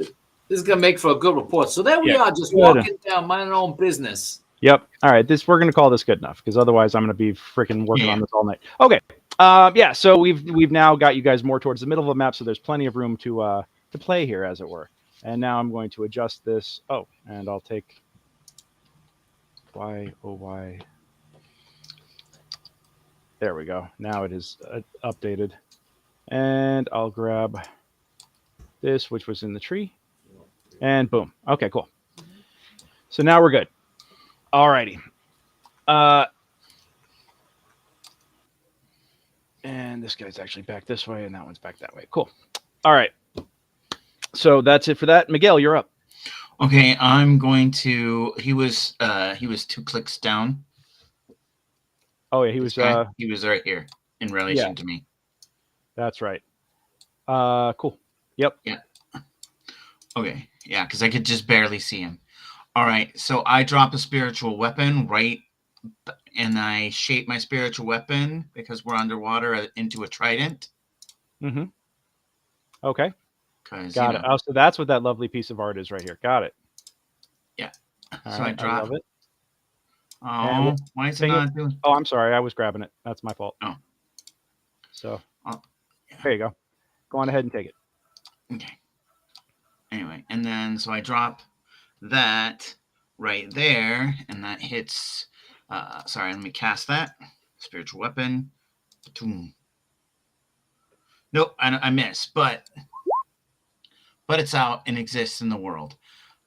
Okay. And then I'm going to. So now that's the cast action. So now I gotta see if I'm starting. I'm as part of my move. I'm gonna surface anyway. But is there a verbal component to your magic? That is spiritual weapon. Yeah. Okay.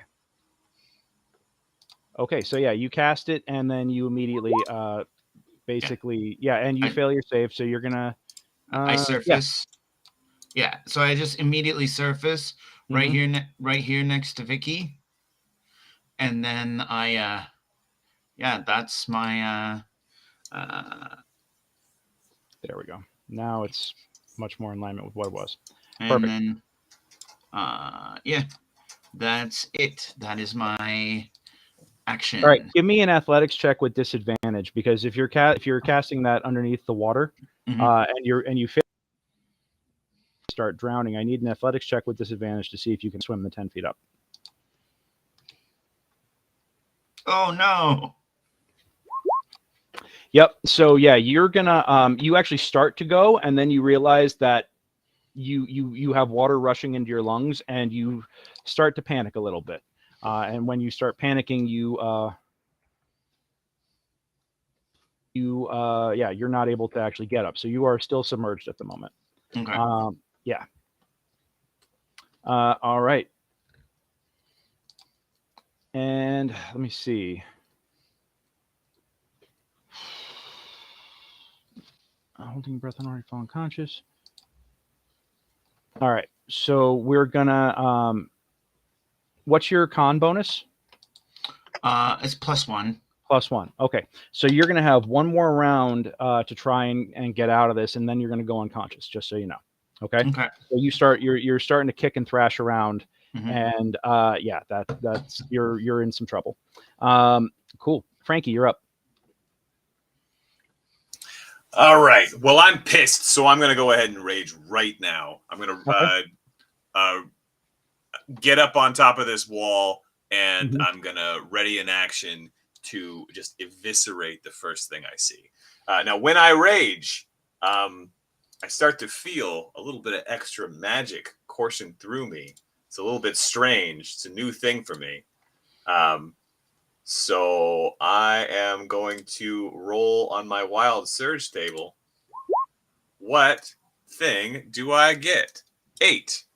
So I will get a bolt of light that shoots from my chest. All right, must see a con saving throw or take 1d6 radiant and be blinded until the start of your next turn. Until your rage ends, you can use this effect again on each. Son of a bitch. All right, nice little extra bit of melee fuck you for the bad guys. I like it. All right. All right, and that's my turn. All right. Okay. So yeah, you go on ahead and we'll just put you up on the. All right. That's it. And Stenwick is conscious and he's huddling up. Let's see, Kasan. What kind of armor are you in, bud? Medium armor. Medium armor. Okay, so you're not in like heavy plate or anything like that. All right. No. So yeah, no. I'm going to say no disadvantage on your swim checks. Give me an athletics check, or what is it you want to do before I ask that? I want to get up on this wall. Okay. Cool. So give me an athletics check real quick, just to swim up as the water rises. Yeah. All right. So yeah, you're stuck. You're finding yourself laden and having a tough time. Can I use inspiration to re-roll that? Yes, you can. That's what I'm going to do. All right. Okay. Yep. All right. So yeah, you do actually manage to successfully get to the top of the wall. We're gonna just say that you kind of push the Care Bear stare. Yeah, and you have your Care Bear stare ready to rock. Got it. All right. And what are you gonna do with your turn now? I would like to move 10 feet over here. Mm-hmm. And can I see Mikey struggling? Yeah, he's 10 feet down, or he's about a good 5 feet down in the water, and he's struggling and thrashing about. All right, I'm gonna.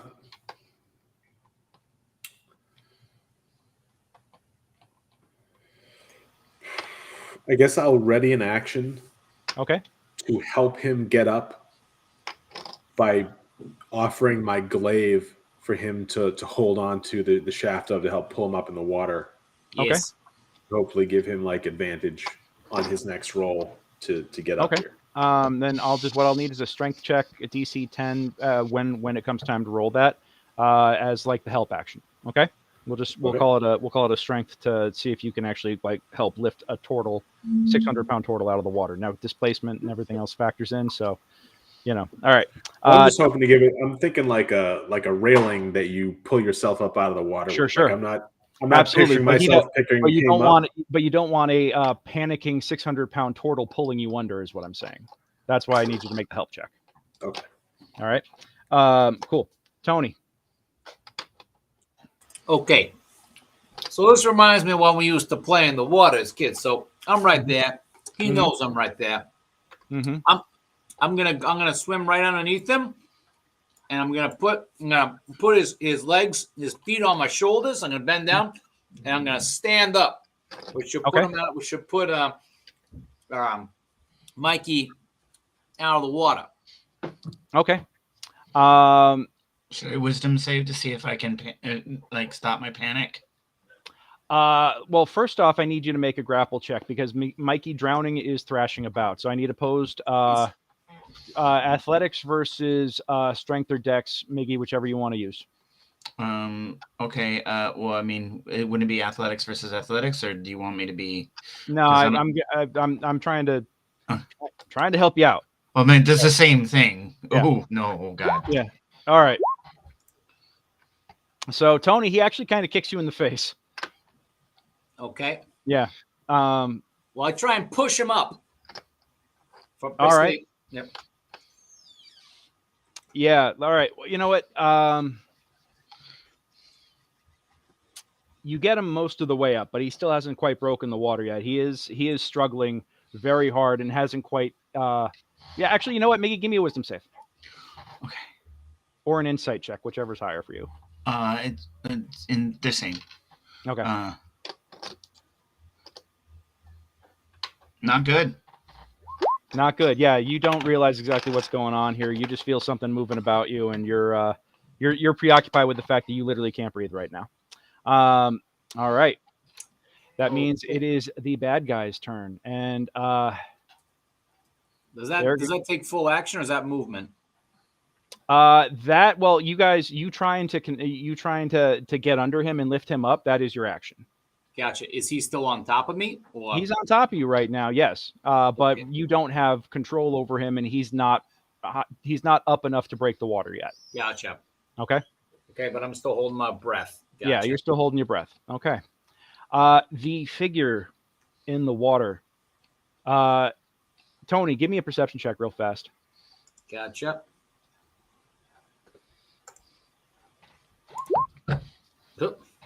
Yeah, you don't see this coming. You're too preoccupied dealing with your brother to see the shadows in the water moving towards you. But you do see these tiny creatures moving towards you, and yeah, we're gonna. Ooh, which do I want to do? Gotcha. Oh, May that's I right. use? No, I can't with that. Hold on. These guys are actually gonna hold back, is what they're gonna do. But the other one is going to come in, and you see this tiny figure that has a face almost like a scarecrow, but hollow eyes and a hollow mouth, and like almost like a squid or a jellyfish, kind of like tendrils coming out of its back, floating its way towards you, and it just has like this cruelest smile on its face. Kill it with fire. Well, it's underwater right now, so yeah, good luck with killing it with fire.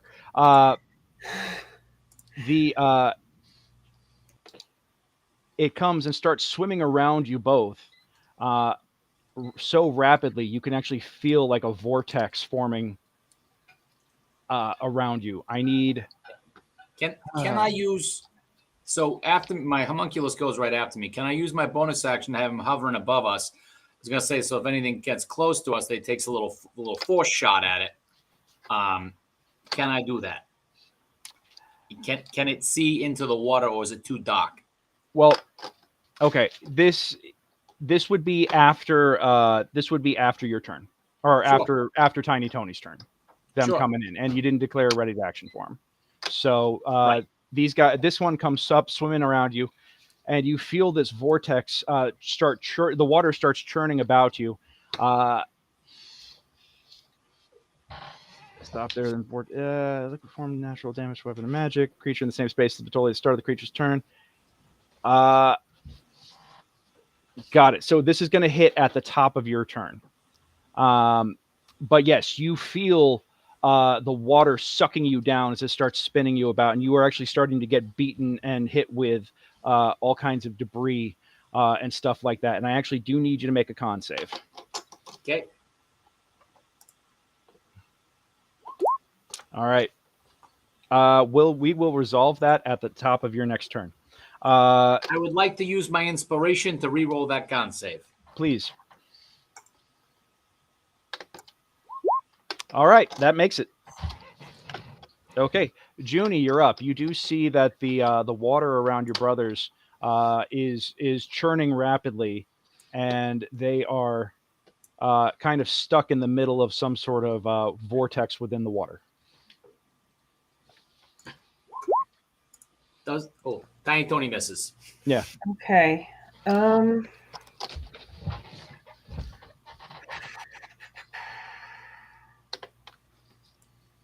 I don't know what to do.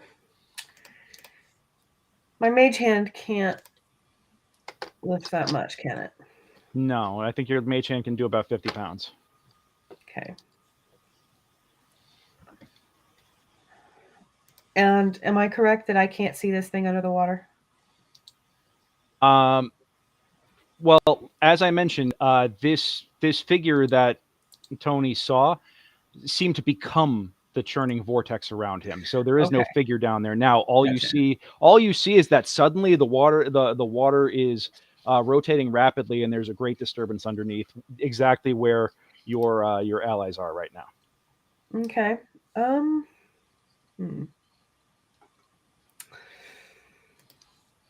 And the mage hand weight limit's 10 pounds. Okay, yeah, I didn't think it was very much. Yeah.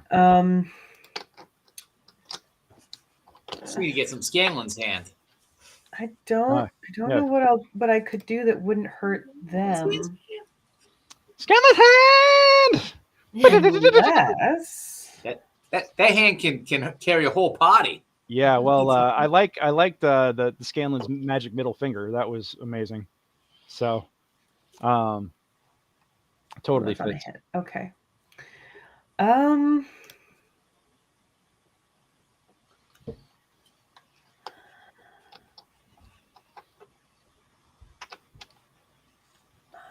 don't know. All right. Well, if you want, you could hold your action for the moment. Yeah, I'm gonna do that because I don't have the answer to this riddle. I don't. All right.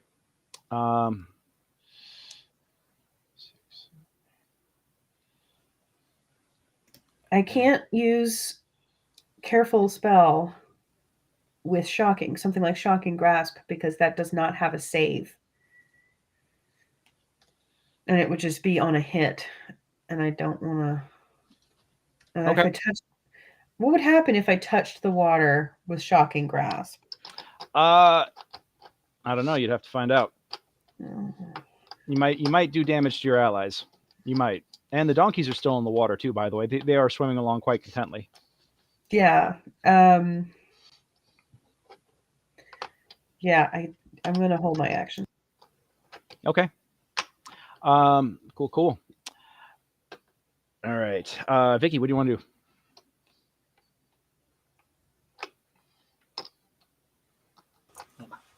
I was muted. Sorry about that. I'm standing at the top. I'm going to just continue with my ready to action. Oops. Okay. I'm gonna move forward.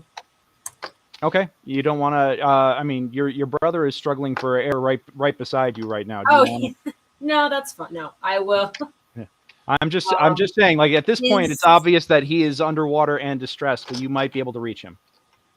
Are you still underneath? Yeah, I'm underneath. I'm underneath Miggy, trying to push him up. So Miggy's closer to the surface. Okay. Yeah. Well, if I can reach down and try to grab him, I'll let you try. Now there is that with the vortex right now, there is the risk of falling in. If you don't succeed on, there's going to be basically a dexterity save to be able to reach in and grab him without falling in yourself. Okay.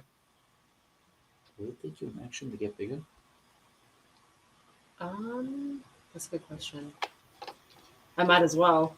Let me see if it does take an action.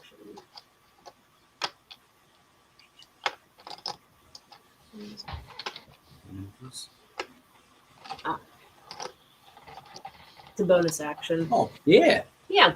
So then Vicky! I'm gonna get big. Okay. You get big. I'm gonna get big, and I mean, should I try to get underneath him instead and push him out? I mean, if you want, I think you just grab him. You probably grab him. You're huge now. Yeah. So if I can just go and try to grab him now that I'm huge. All right. I will say that you get advantage on your deck save. Okay, as you try to avoid falling into this vortex, but trying to fish your brother out. Okay. So go on ahead and make the deck save to avoid getting pulled in, and then. All right. Good enough. Barely good enough, and then give me a strength save to try and pull him out. And Miguel, give me a strength check real quick. Okay, yeah, your strength check sucks. Good, and so you actually pulled him out successfully. Awesome. All right. Pull him out and say, water is supposed to stay on the outside of your body, not in your lungs. Yeah. All right. Too Tired to Play here has a little commentary on your new raging ability there, Frankie. That he says, I would like a DM rule that the bolt of light from the chest in game is a Care Bear stare. I mean, you're muted. You're muted, Seth. That feels like the most logical step. Yeah, from I agree. I agree. That feels on brand. I would love to see Berserker Care Bears at some point. Wait, I'm gonna put that in. All right, hold on. We're gonna re-roll this encounter. So all right, because if you don't and we die, I will. Oh, yeah. Okay, I'm definitely making them NPCs now. Cool. All righty. So, that's it for Vicky. Tony, a light appears in the water beside you. As you are seeing the just a ball of light appears in the water beside you as you are getting buffered about, and there is going to be And hey, Johnny's got some interesting commentary about how things are going here too. Yeah. See? Water I knew should it. stay on the outside of the lungs. Yes, I agree wholeheartedly. Here we are. This is what I need. Does a 20 hit you? A 20 will hit. All right. Actually, no. Sorry, it won't. Because in the midst of all this, I think I'm gonna risk it, and I'm going to use a reaction of using shield. Okay. Is there a verbal component to shield? There is. Okay. I need a con save.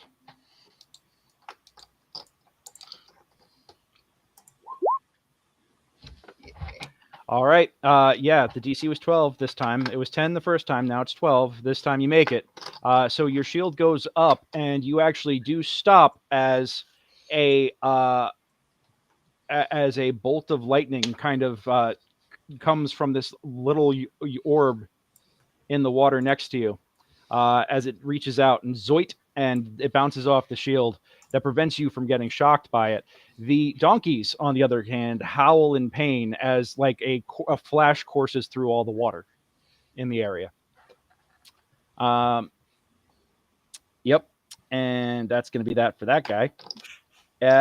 Mikey, you are up. I'm going to say that you're prone and you're throwing up water.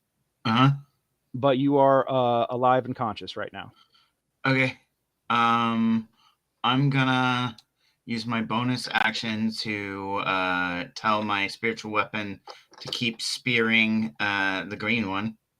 Okay. So your spiritual weapon is going to keep attacking. Cool. Go on ahead and have that roll its attack, please. Yes. Where's my bonus? Sorry, it's under bonus actions.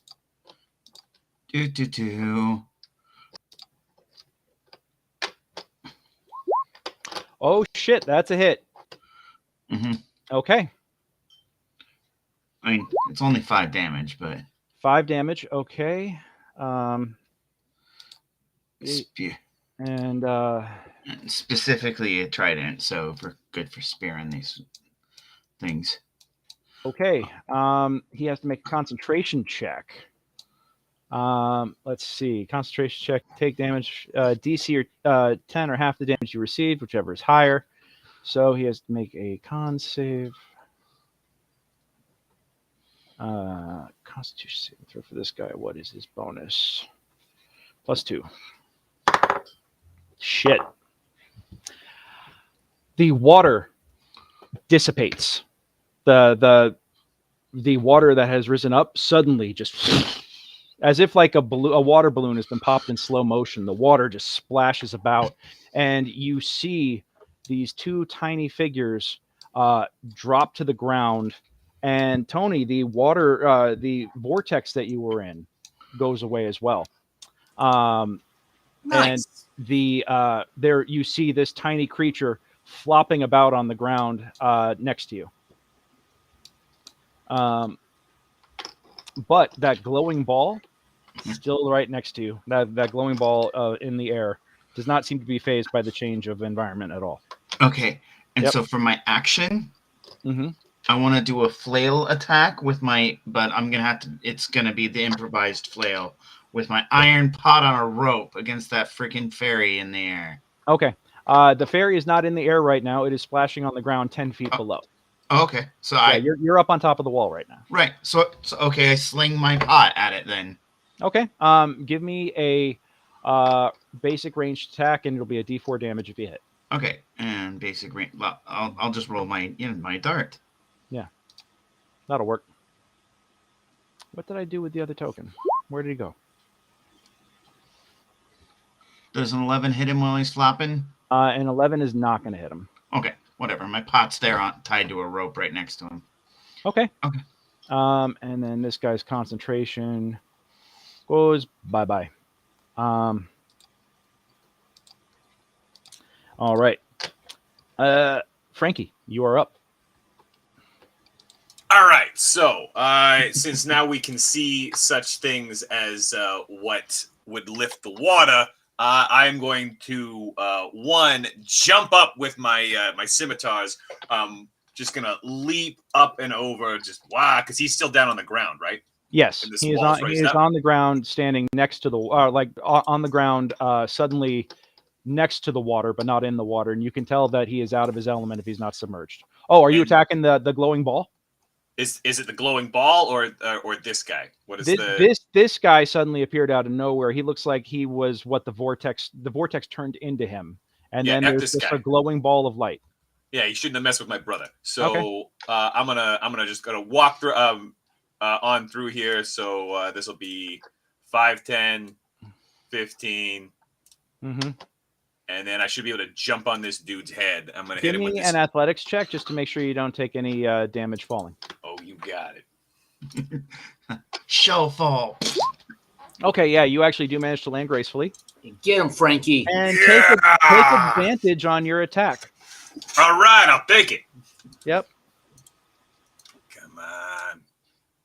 So first one of these attacks is where you going, scimitar. Bam. 16. Is that it? 16 is a hit. All right. Roll that 6 damage there. Mm-hmm. Plus, here comes the next one. Why did it just give me the damage? I didn't want the damage. I wanted to roll it again. No, that was your attack roll. Yeah. Yeah, you rolled a 3 on that. Oh, I second rolled a attack. 3. Oh, wow, that's real bad. That's Yeah, all but right. you still get advantage. You still get advantage on the second attack. Hey, all right, cool. So give me one more here. Bam. Bam. All right, that's Jiminy Cricket. still gonna miss. But do you want to use your Care Bear Stare? Oh, absolutely. I care. Bwah. Wah. Whom. All right, and I have to make a con save. What is the DC? DC on that con save is DC's 8 plus my proficiency plus my con modifier. My con Doesn't matter. I rolled a modifier- 3. Roll your damage. All right. I rolled a 3, and the +2 bonus ain't saving that. So Woo. Oop, All right. Sorry, the 5 there. 5, and that's just radiant, right? Radiant, 5 radiant damage and he's blind. 6 slashing damage. All right. Oh, and he's blind. And he's blind. Got it. All right. Yeah, F that guy. Yeah, F that guy, definitely. Yeah, forget All that guy. Hey, Yep. Forget Kassan, you are up.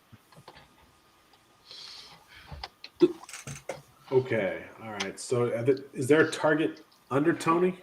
Am I seeing that little red circle there? There is.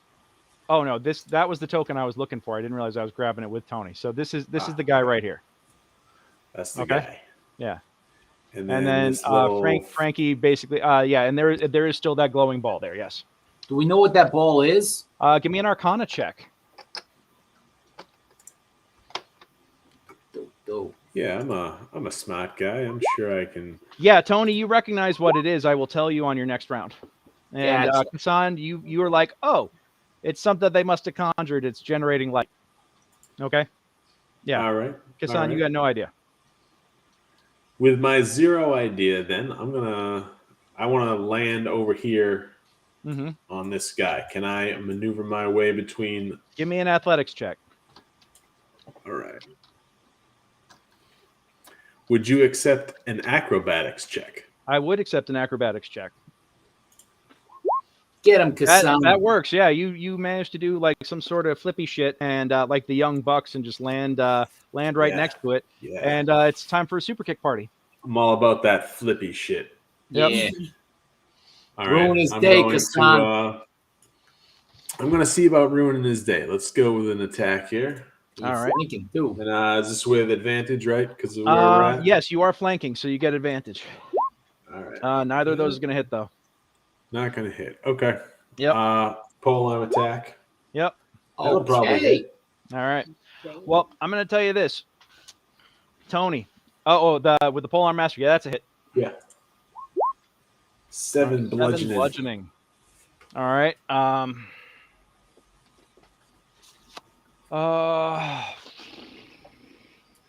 Got it. Yeah, you crack into him, and it's just like kind of like rings its head for a second. Tony, Yeah. that's it for Kassan, right? Nothing else for you, buddy? That's what I got. Yeah. Tony, to your horror, horror, you recognize that this creature beside you, floating beside you, is not just some sort of floating light source. That's a will-o-wisp. Oh, Yeah. And it's here to it's clearly partnered with whatever these other creatures are to steal the souls of the drowning victims. And you are in some terrible effing danger right now, my friend. So with that, it's 8:54. We're going to take our break here real quick. We're going to come back in 5. sounds good. Ah. Thank you, 5.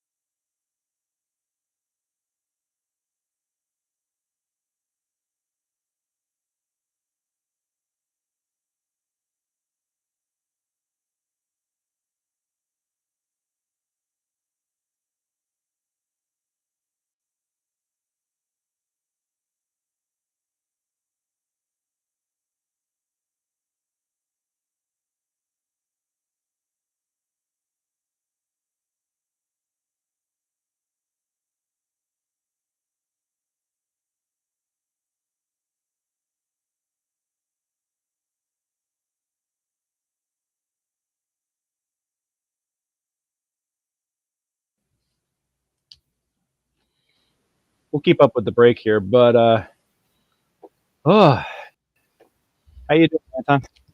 Oh, I'm doing good. That's good. Okay. You guys having fun with this one? Oh yeah. Good.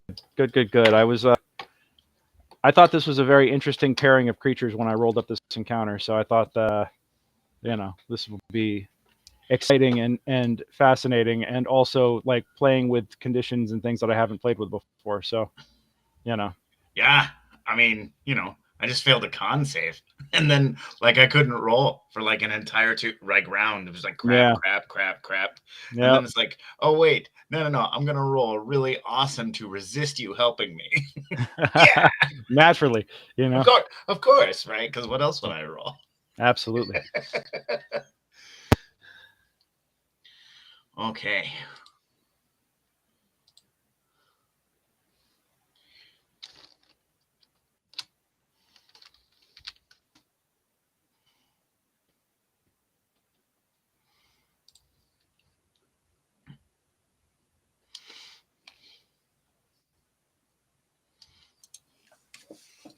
All right, I'm almost done with one of these things. For Vicky, and then Natalie can tell me whether or not she likes it.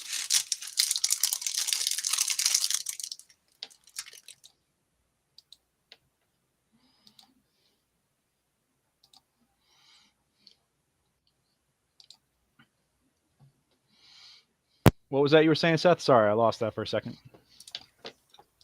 Right now, everybody has a Hero Forge or had a Hero Forge except for Lauren and Natalie. Mm-hmm. And so I made one for Lauren, and Lauren approved it. So I Yay. stuck it on Facebook. Fantastic. Complete with the token. Yay. And now I am working on Vicky. And if she Yay. likes it, then she keep it. Sweet.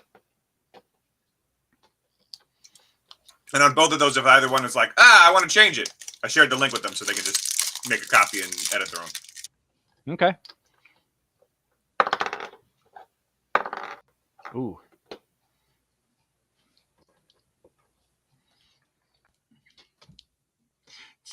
Vicky's Vicky's token still looks like if you zoom out at all, it looks like she's wearing a red beret.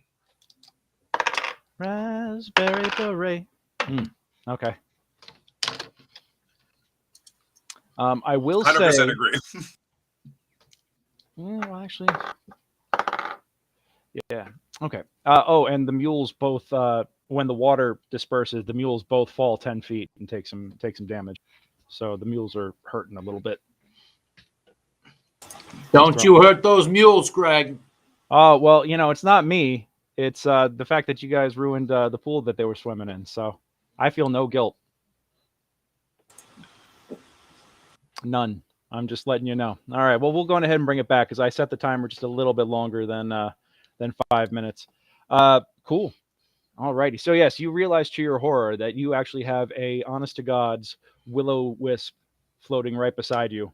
And it seems to have its sights and intentions set directly on consuming your soul in particular. Gotcha.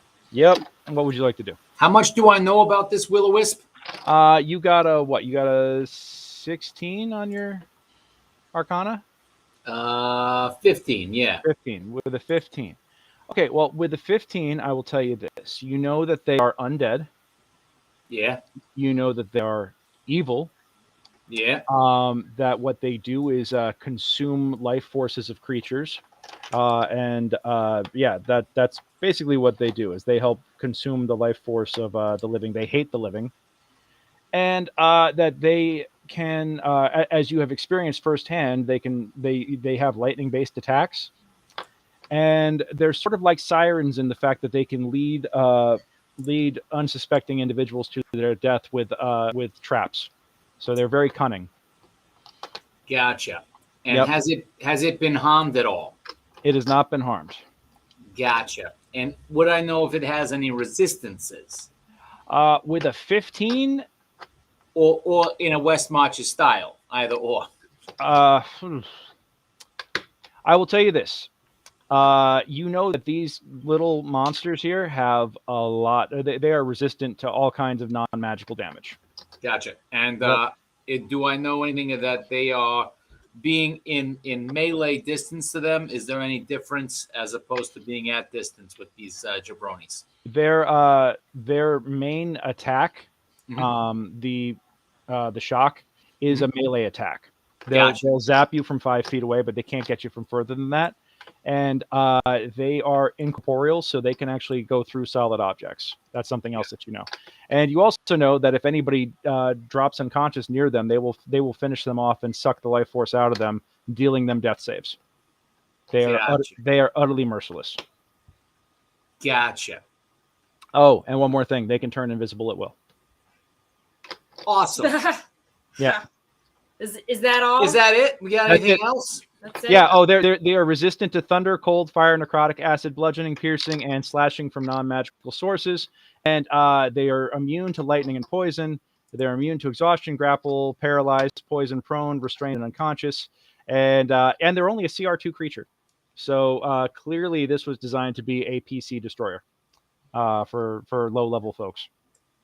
But I rolled it randomly. Uh-oh, Seth. Yeah. Junie? Yeah. Okay. All right. So, What's up? Everybody protect Seth. I think it's on you to kill this thing. So I'm gonna basically immediately I am going to pop a spell slot to create my my force ballista. So all of a sudden a turtle, a snapping turtle with a giant with a basically a crossbow ballista pops up onto my shoulder and looks right at this wisp, and it squints and it shoots a ballista bolt at it. okay. Is this a magical bolt or is this just a physical bolt? It is magic. It is Okay. force damage. Yes. Fantastic. That is the one kind of magical damage it does not have resistance to. So why is that not rolling my skill at that? Come on.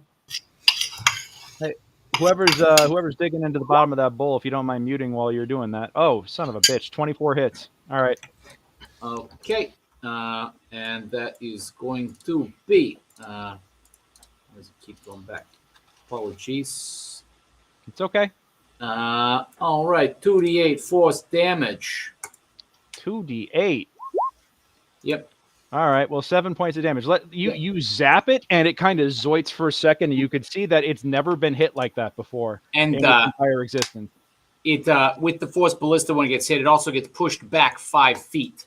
Yep. That totally works. And so then little Tiny Tony's pissed. He sees what he's trying to do to his dad, and he's like, "You don't mess with my pops."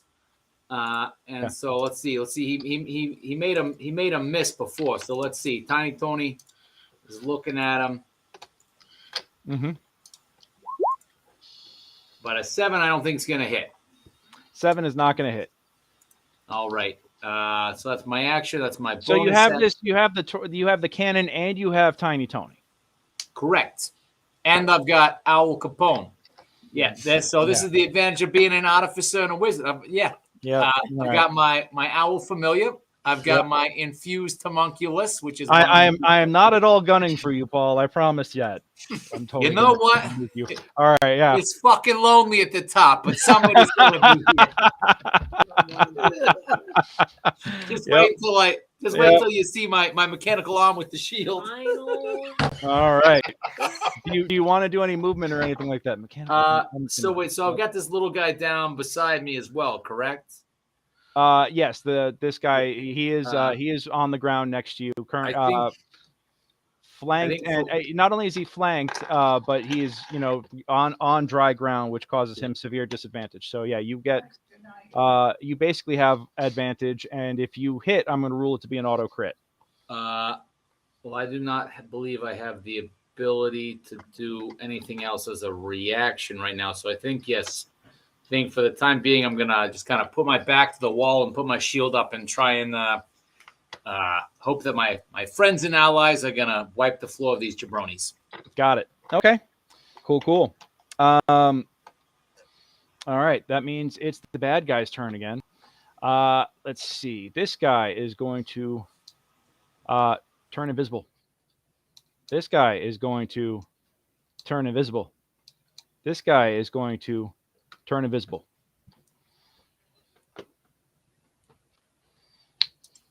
And you hear a splash in the water beside you guys. And they are going to regroup. If they're retreating and I hear this splash and they're leaving my 10-foot threat radius, does that get me a reactionary attack in the direction I hear the splash? Sure, but you get disadvantage. Okay. Did my readied actions not... Did I not see those guys? You were on the far side. I mean, you were not in a great position to actually have line of sight on those guys based on where you were. 17 is not going to be good enough to hit these guys under this set of conditions. So EM, is the Will-O-Wisp still visible? Is it the only thing that is not the Will-O-Wisp is the only thing that hasn't pieced out right now. Gotcha. Did you use a reaction on that? Junie, give me a perception check real quick.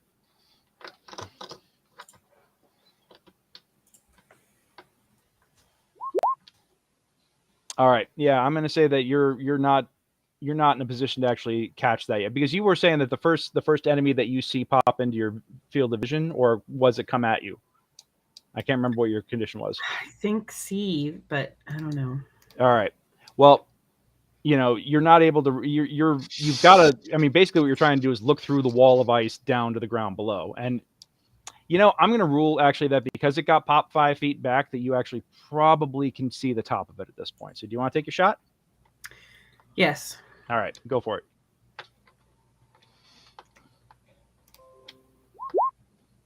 All right, a 12 is not going to be good enough to hit this thing. It is a small creature. So you actually do fire the firebolt right past it. At least I tried. Yep.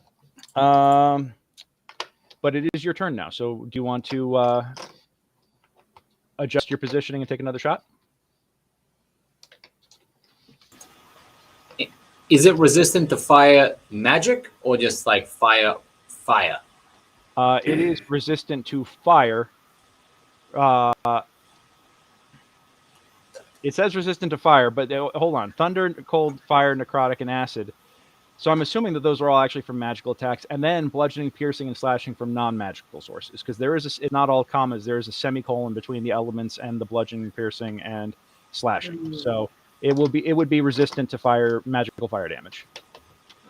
Okay, and it is straight up immune to lightning.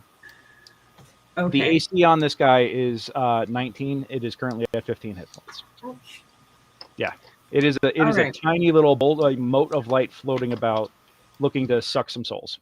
I'm gonna move closer to it. Okay. I guess. Sure. And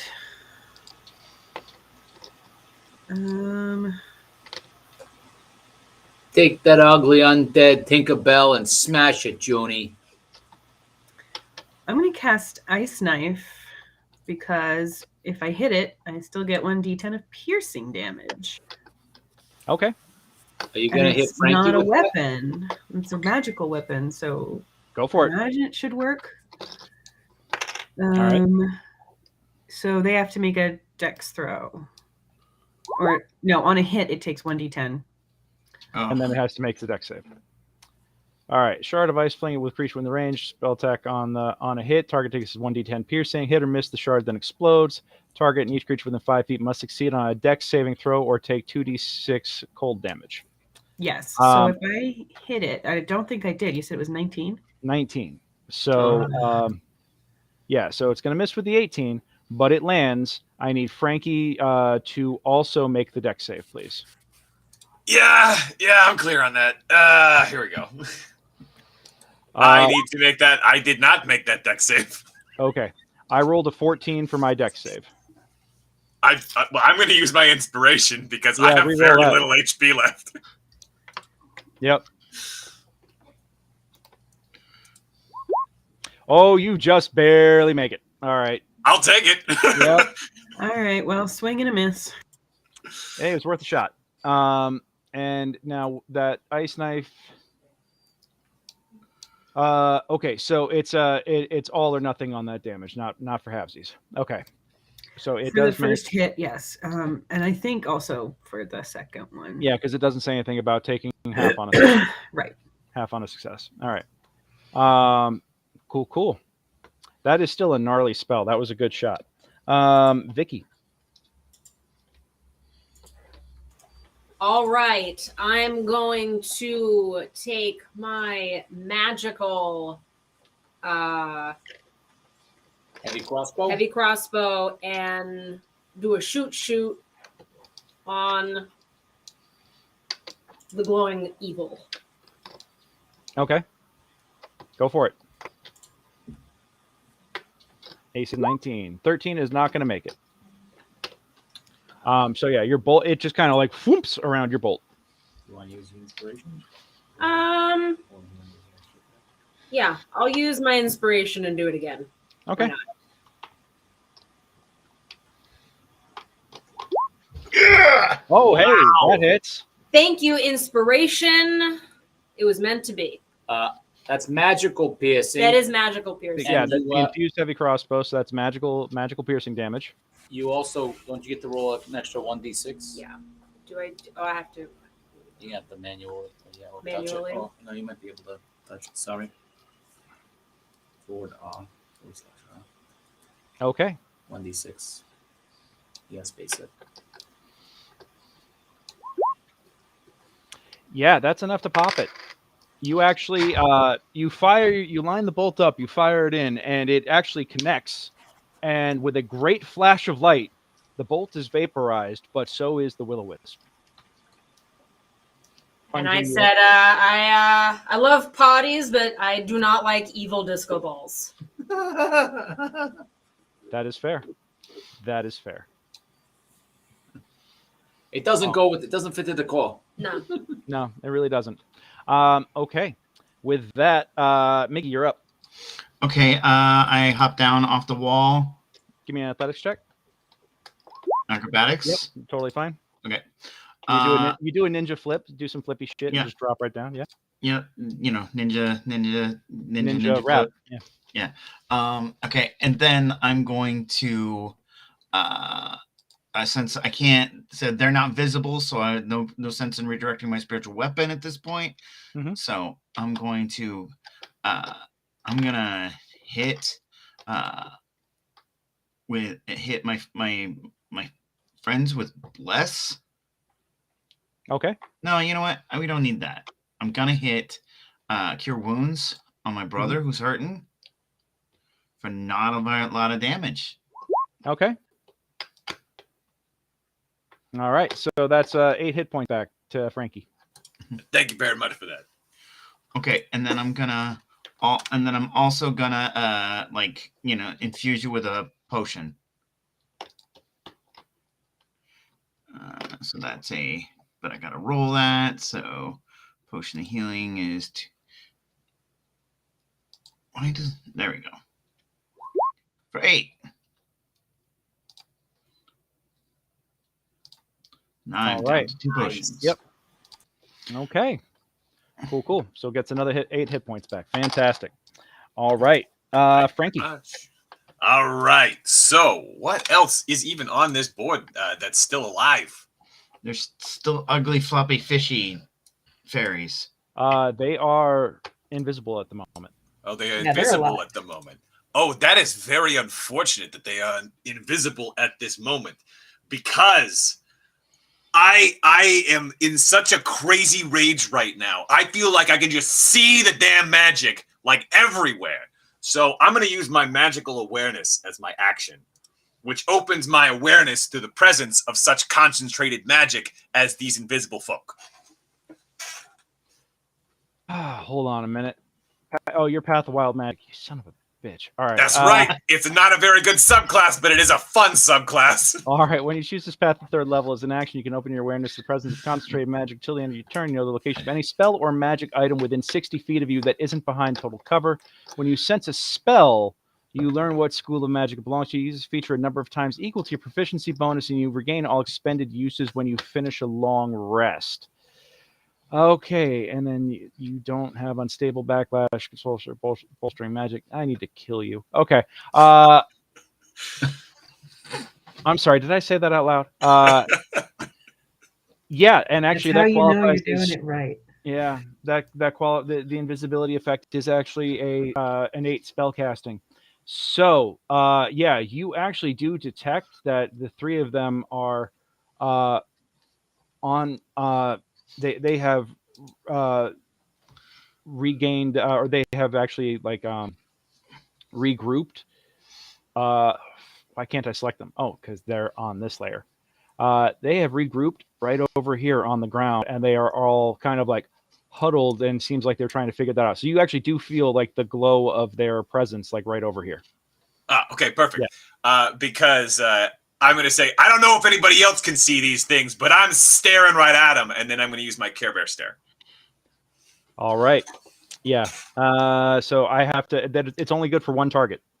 Yeah, that's right. I'll hit the green guy because he's in the middle. Okay.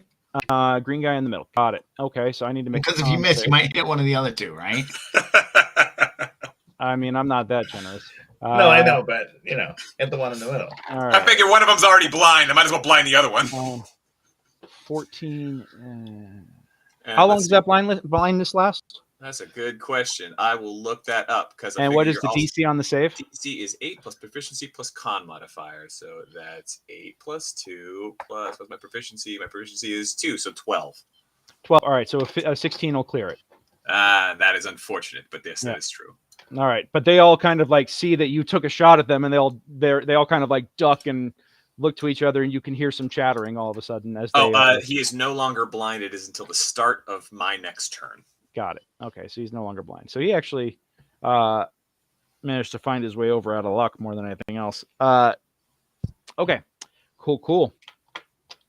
Frankie, did you want to do any move with that, or do you want to just keep? Well, now I'm back up to 21 hit points, so let's get in nice and close, so that way I can show everybody where these suckers are. Okay. The little light here, is that one of our will-o'-the-wisps? No, I put that over here. That just so you guys, Ah. so you could see what I was talking about, because this Yep, is your got it. ability to see the magic radius. Or Then so. I'm gonna stand right here and gesture that here they are. All right, they are still invisible. Yeah. For everybody else's uses. You're the only one who can actually see them right now. Stenwick's fine. The donkeys are yowling in pain because they wound up dropping 10 feet. Kassan, you are up. And I should also make it clear, these are tiny sized creatures. Okay. They are the tokens are all medium sized, taking up a full 5 foot square. These are tiny, so there are 2 size categories smaller. So the hitting them while invisible at range is going to be incredibly difficult. Did Frankie move off the map? No, Frankie did not move off the map. I extended the map. So, let me see. I can see everything just fine, but that doesn't necessarily. I can see everything just fine. Okay, yeah. If you I just need to good. I had to like zoom in and out for some reason. Yeah, like, you might to have to actually get the extended border. Oh, got it. You might have just needed to refresh it. That's okay. Yeah. So because I did do some changes while we were in the middle of game. So yeah. DM, these are not also will-o'-wisps. What exactly are these jabronis that we're dealing with here? You don't recognize them. Okay. Actually, you know what? How about this? You did get a decent look at. All right, you got like a decent look at them. Planes of existence. Yeah, you know what? Give me an Arcana check. Gotcha. Didn't know if with us being creatures of the water, if we've heard of or dealt with things like this before. Yeah, you've never seen these things before. Oh, right. Gotcha. Yep. With an 8, you've definitely never seen or heard of these things before. But you get the impression that they are of a. They could be undead. They could be fae. They could be something weird. Yeah, you're not They entirely could be certain. fun dead. Could be fun dead. Yeah, could be undead fae. You never know. All right, Kassan, what do you want to do? I want to go try to support Frankie here. Okay. And move up. So 5, 10, 15.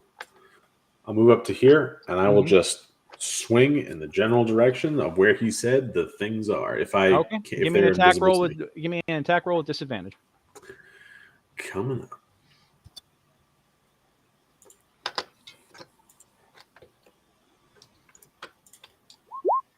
Yep, 11's not going to do it. You wind up just swinging it there. All right, and then I'll move back 5 feet. That'll be my turn. Okay, you step into the water. All right, and Tony. Okay, let's see. 2, 3, 4, 5. That's too close. 1, 2, 3, 4. Well, 1, 2, 3, 4, 5. Yeah. Okay. So I see where my brother is gesturing, and I'm gonna in that direction, not hitting him. I'm gonna do a cone of. I'm gonna break out some flaming hands, some burning hands. Okay. Yeah. At first level,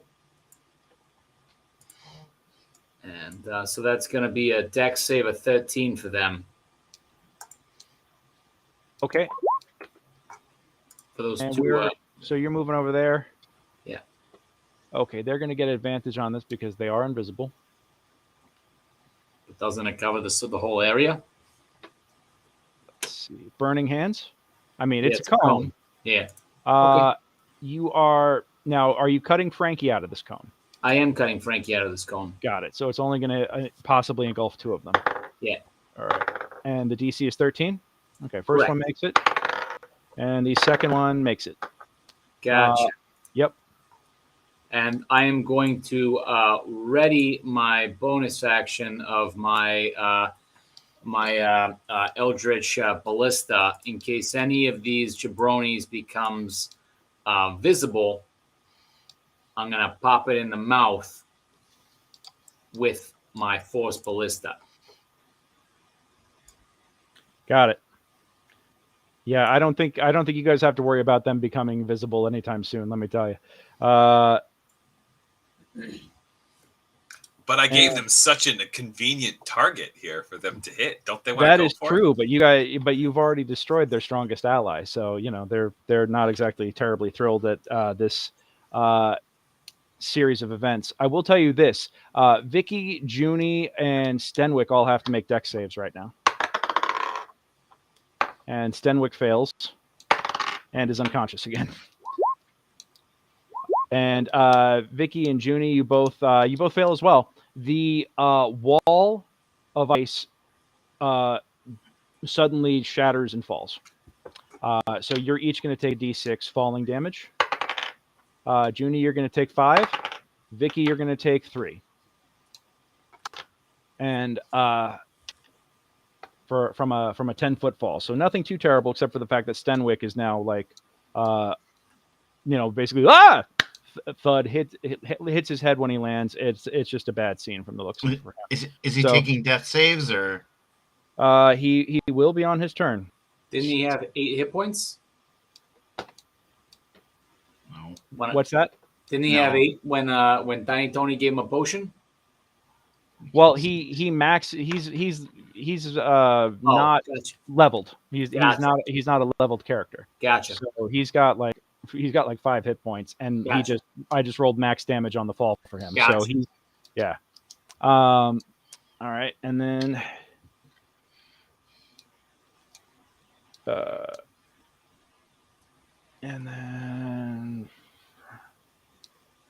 so the wall goes away, and Frankie, you get an attack of opportunity on one of them. Oh, I'm so happy to take that. Yeah. 14. Okay, a 14 is not going to hit their AC. I'm not doing great with those attack rolls today. Yeah, and you hear a splash in the water. And you hear a splash in the water about 20, 30 feet to your south of you, and they seem to go away. Yeah, you better run. Yeah. Cool. So at this point, Stenwick is on the ground unconscious. The donkeys are wounded. And you guys have burned a lot of resources right now. What do you guys want to do? Well, I mean, I walk over and I cast Spare the Dying on Stenwick. Okay. And I think we need to take a short rest, and we can patch everyone up and do. Okay.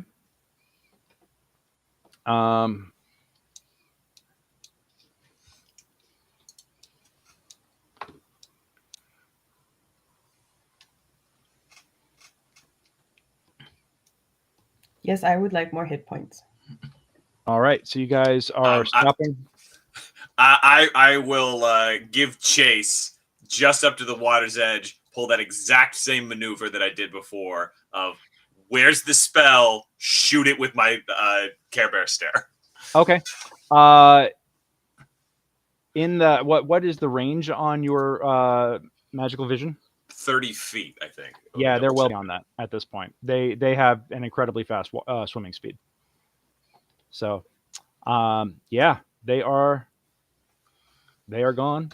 They have rethought the situation. Hey, we will encounter. They have reassessed their tactical situation, and they've decided to perform a strategic retreat. But you could tell that this area has been used as like a this seems like a very familiar ground for them, and this may have been used as a trap for other triplers before. Not anymore. And of course, the rain is continuing to pour down on all of you.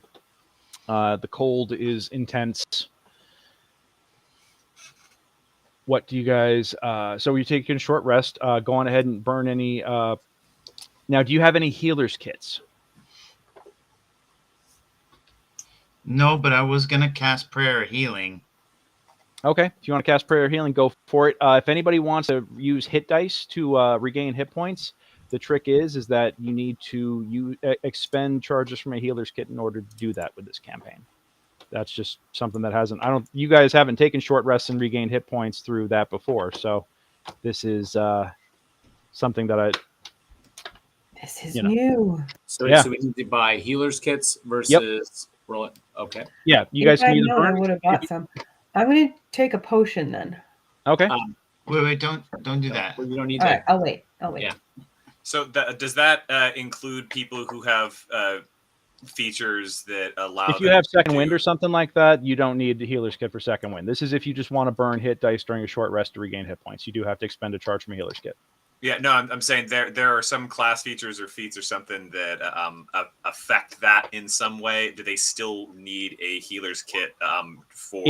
If you are burning, if you are using hit dice to regain hit points during a short rest, even if there are bonuses and other things, you do need to use the healer's kit. All right. Yeah, but if you're a fighter, then you get your second wind. You do not need to use the healer's kit for that, and you don't need to use a healer's kit for magical healing. Okay, so the six character. Okay, who's down hit points? I was. Okay. Well, Frankie, Junie, is Kassan, and Vicky. Is Kassan down any hit points? No, Kassan's unscathed in this encounter. Okay, Tony, you're unscathed. I'm unscathed. So then the other three creatures are Stenwick and the donkeys. Okay. So they each gain back 17 hit points. So they are all good as new. And that is one of my spells. That is one of my scrolls. All right, you burn your scroll. Yeah. Cool. Hey, that was a really nice prayer. Well, Dude, while that's good. we're resting, I'm gonna pop a arcane protector. So everyone's gonna be getting 11 temporary hit points, and I'm just gonna be resting while it happens. So I'll use arcane recovery to cover that slot. All right. Who else is planning on buying healer's kits when we get back to town? Yeah, right? Yeah, everybody. All right. I can't Give me believe I round don't perception have one. checks.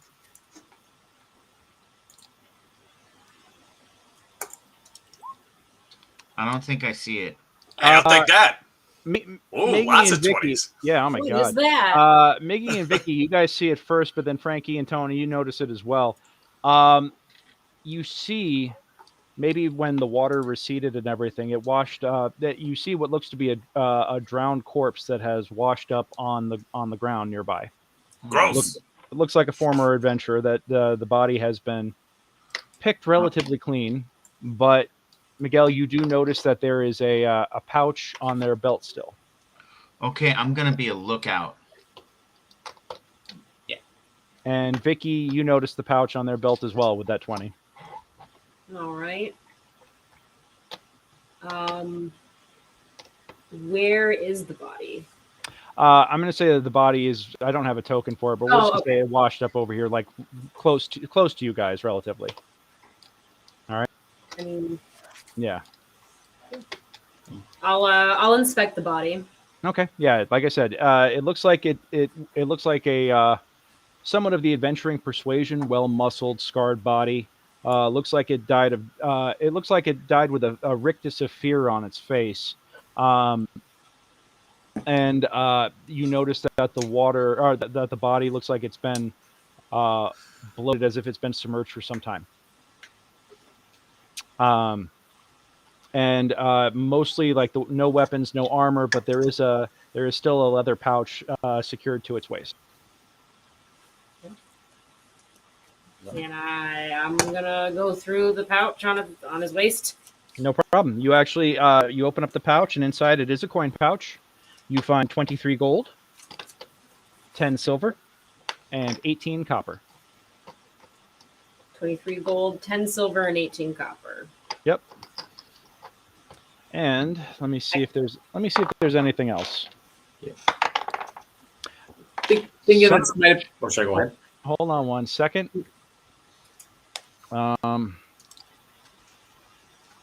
We're gonna.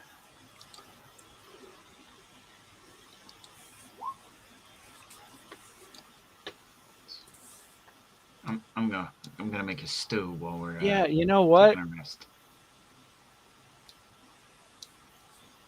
What else do Let's do find? this. I'm digging around in there.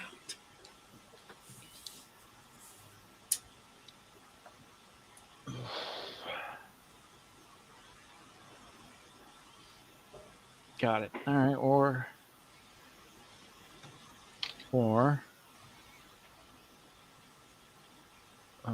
that's a lot. I'm not going to do that. Okay.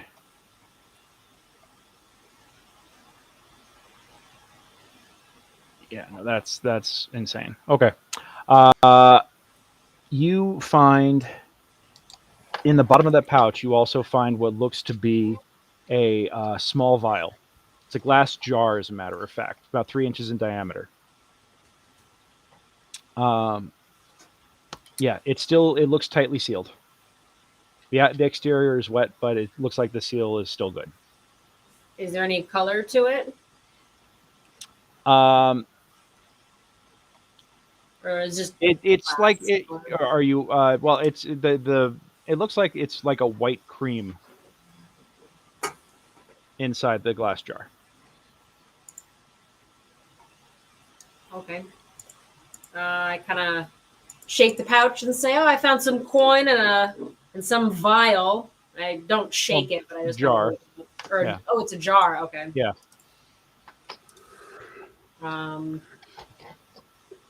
Maybe I hand the jar off to Tony and say, "You can investigate this and figure out what it is." Yeah, I can figure out what it is. All right.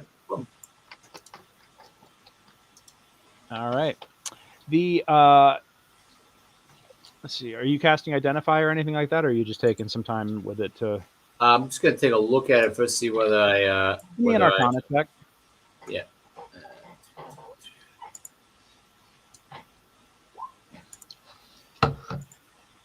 All right, with a 12, you know that this is, it's clearly some sort of magical ointment.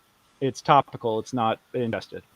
But that's all you can tell about it right now. And do you open it? No. Okay. Yeah, it looks like stuff in this kind of jar would be served as a topical solution, not a ingested one. And that's the main thing that you recognize. Where the 12 isn't quite good enough to recognize right off the bat. Gotcha. Yep.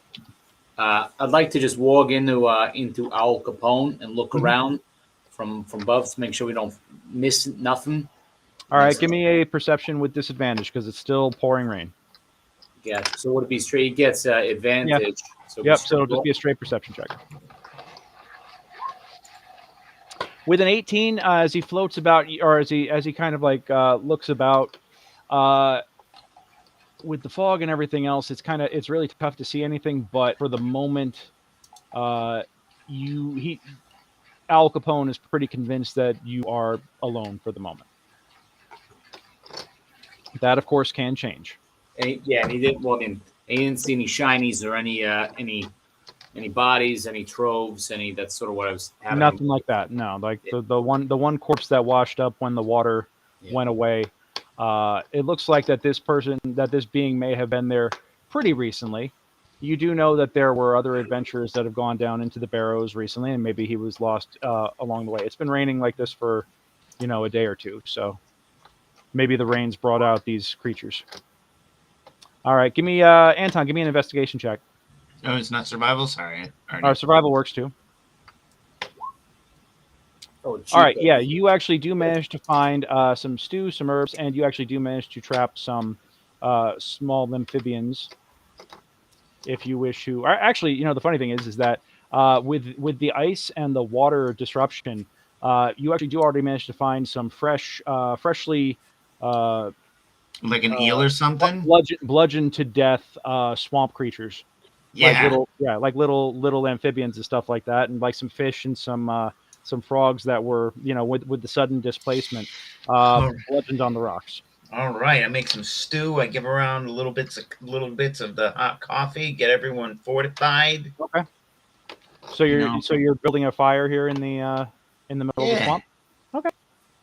All right, it is going to be difficult, but you actually we'll say that you can take the time to set up a little improvised. I just create bonfire. Done. All right. And then I got a pot, and I make stew, and Mm-hmm. And Stenwick is, he's like, well, hey, this is why I think I need to retire, friends. I don't know if this is my line of work anymore. It's getting too hazardous. That's why we told you always got to have your shield with you, just in case. Yeah, shield saved me from a 10-foot drop like that. Huh. Cracked me skull on the rocks. Hey, you know. You got to land better, some good Stenwick. stories. Well, that's true. I do need to land better, I suppose. Maybe we should get him a head shell. It's true. Well, I'm grateful for you saving me, friends. That some other parties would just abandon me to my own death. So Why thank would you. we do that? Who's gonna watch after the donkeys? Well, and you took care of them too. It was very kind of you.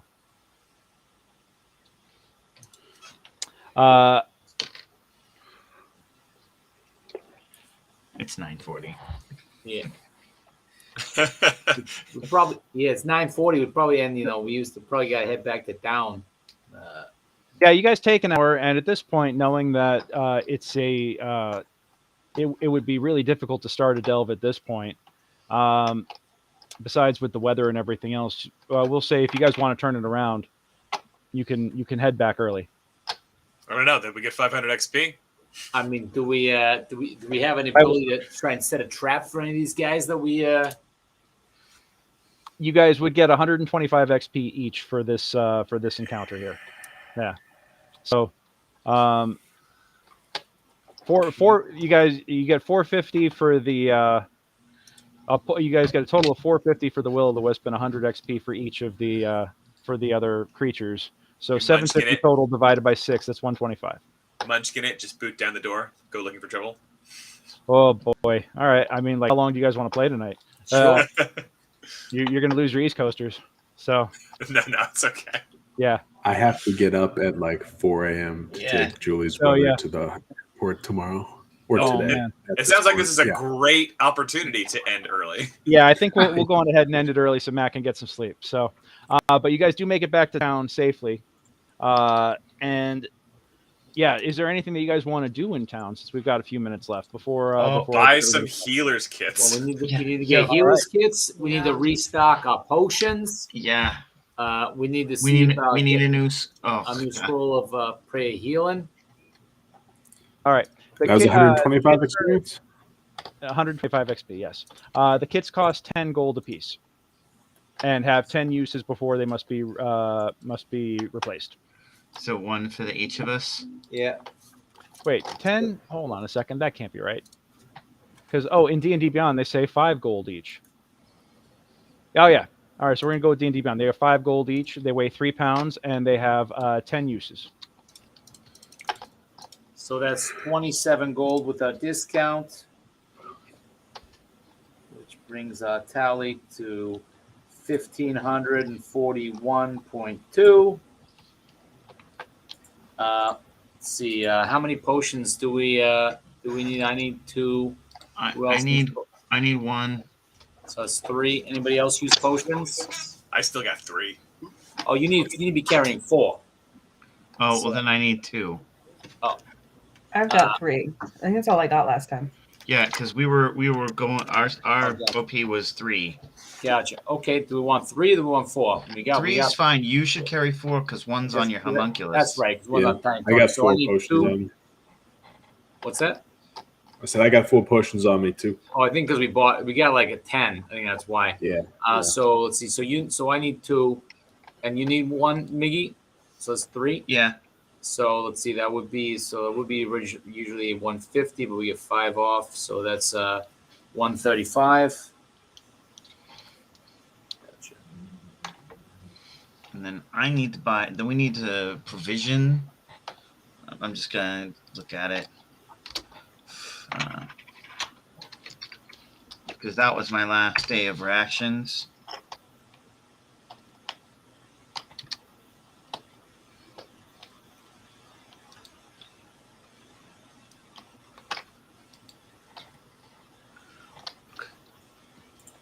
And they're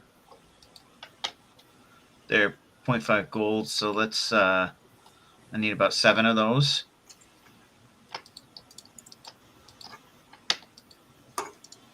So that's 3.5 more gold off the thing. Are we following DM? Are we following provisions or? Cost of living, you mean? Well, I think provision. I think cost of living automatically gets taken away with long rests, right? Pretty sure it does. Yes. You're talking lifestyle expenses. That's what I mean by cost of living. Yeah. If you should always be anticipating taking rations down into the barrows with you. Yeah, So yeah, go on ahead and do that as well.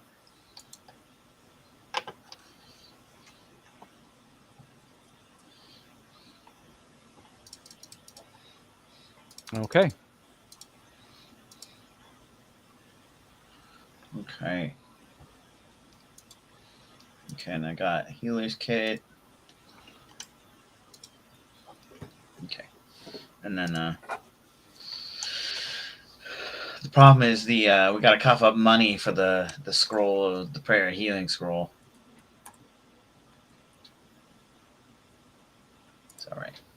How much does that cost, Mikey? It was 80, I believe. Yeah, because you have a discount for being part of the church. I should have just cast a spell, but I didn't look at time yet. All right. I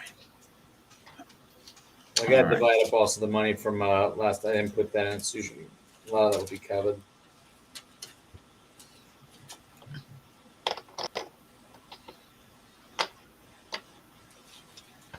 Okay, and add that back. Spell scroll. Then spells. All right, spell scroll. Okay. I got one more thing I want to do. Uh-oh. What you want to do? I want to stop in over to blacksmith. I've been thinking about this kind of weapon that I want to have made. Something that might help me with knocking weapons out of other people's hands, but still also has some sort of bladed implement, combining the best things about my scimitars, but also with some sort of defensive type things. I see it in my head. I'm sort of sizing it up. Are you literally punning me right now? I absolutely am doing that. Yes. Oh God, I'm gonna stab you. Okay. I would like to know. He's inspired by the trident. He wants a handheld trident. Yeah, like a hand trident. Yeah. Okay, you want to do hand tridents. All right, so we can do. You go over to Karg. Karg is the blacksmith, and he comes in, and you come in, and he says, "Oh, Franco." Hey! I got some plans. I got some plans here. I'm just wondering. I've drawn them up. I want to see how much it would cost for you to make something like this. It's a bit experimental. Something that would help me out with disarming, and something that would allow me to still use my weapons, like my scimitars. You know, they got a little bit of a blade element, so blade down the middle, and maybe some like forked thing on there, inspired by tridents, like hand tridents. Interesting. Yeah. Well, I will have to look into that. I'll tell you what. If you can make this your top priority, I will give you 30 gold. Normal short sword, 10 gold. Triple that, making 2 of these suckers. You're getting an extra 50% for each one of these since you're making them from scratch. What do you think? I'll take that commission. All right, 30 gold. All right, I'm gonna have to look into how to do this, but yeah, I think we can work this out. All right, that's what I'm talking about. All right. All righty, Franklin the Stabby. All right, I will work on this for Franklin the Stabby. Absolutely. I'm going to deduct that from my character sheet, and now I will stop spotlight hogging. No worries. No, not that. That's not hogging. That's okay. That's yeah. Karg is very happy to have some business here. Yeah. And what? Did you add the 100 gold to your sheet? Oh, I did not do that. Because I gave you 200 to pay for the birthday party, but it didn't cost anywhere near that much, so I got 100 back. But you still got 100 gold. Hey. All right. Well, so now he's taking that and making a custom or doing a custom commission. All right. Yeah. He's like it's gonna take some time, but check back with me. Check back with me soon, and let me see what I can do for you. Okay. Sounds great, buddy. All right. Cool. All right. Anything else you guys want to do tonight before we wrap it up for the evening? I think that's it. Okay. Yeah. All right. Thank you, everyone. I know we didn't even make it into the Barrows tonight. Sometimes that happens, Sometimes we have random encounters on the way to things, and tonight I just rolled a really, really fascinating setup. So I was very excited to see how this played out, and nicely done, y'all. Nicely done. I thought for real I was going to have a lot harder of it, or I was going to give you guys a lot harder of a time, but that just means I need to, roll more bad guys next time. So awesome. Well, thank you all for joining us this evening. If you enjoyed this session, if you enjoyed watching this and you want to participate, you can book me. You can book a game like this for you and your friends. secretsofthebarrowmaze.com, mastermindadventures.com. Take a look at secretsofthebarrowmaze.com for all the info on how to play. And then there's links to mastermindadventures.com where you can book your session with me. So please come and join me. And if you need folks to fill out the table, talk to the Turtle Tonys on Discord. They're always around and ready to rock and roll. All right. So thank you all so much. We will be back next Monday, 7 p.m. Pacific. So same bat time, same bat channel. And until then, is it Monday yet? No. Yeah, I can already hear the lawyers coming over and knocking on the door. Oh, you can't. That's not yeah. copyright. No, I know. But yeah, it's kind of cheesy. But no, we'll see you the next time. And until then, roll them 20s. Have a nice night, y'all.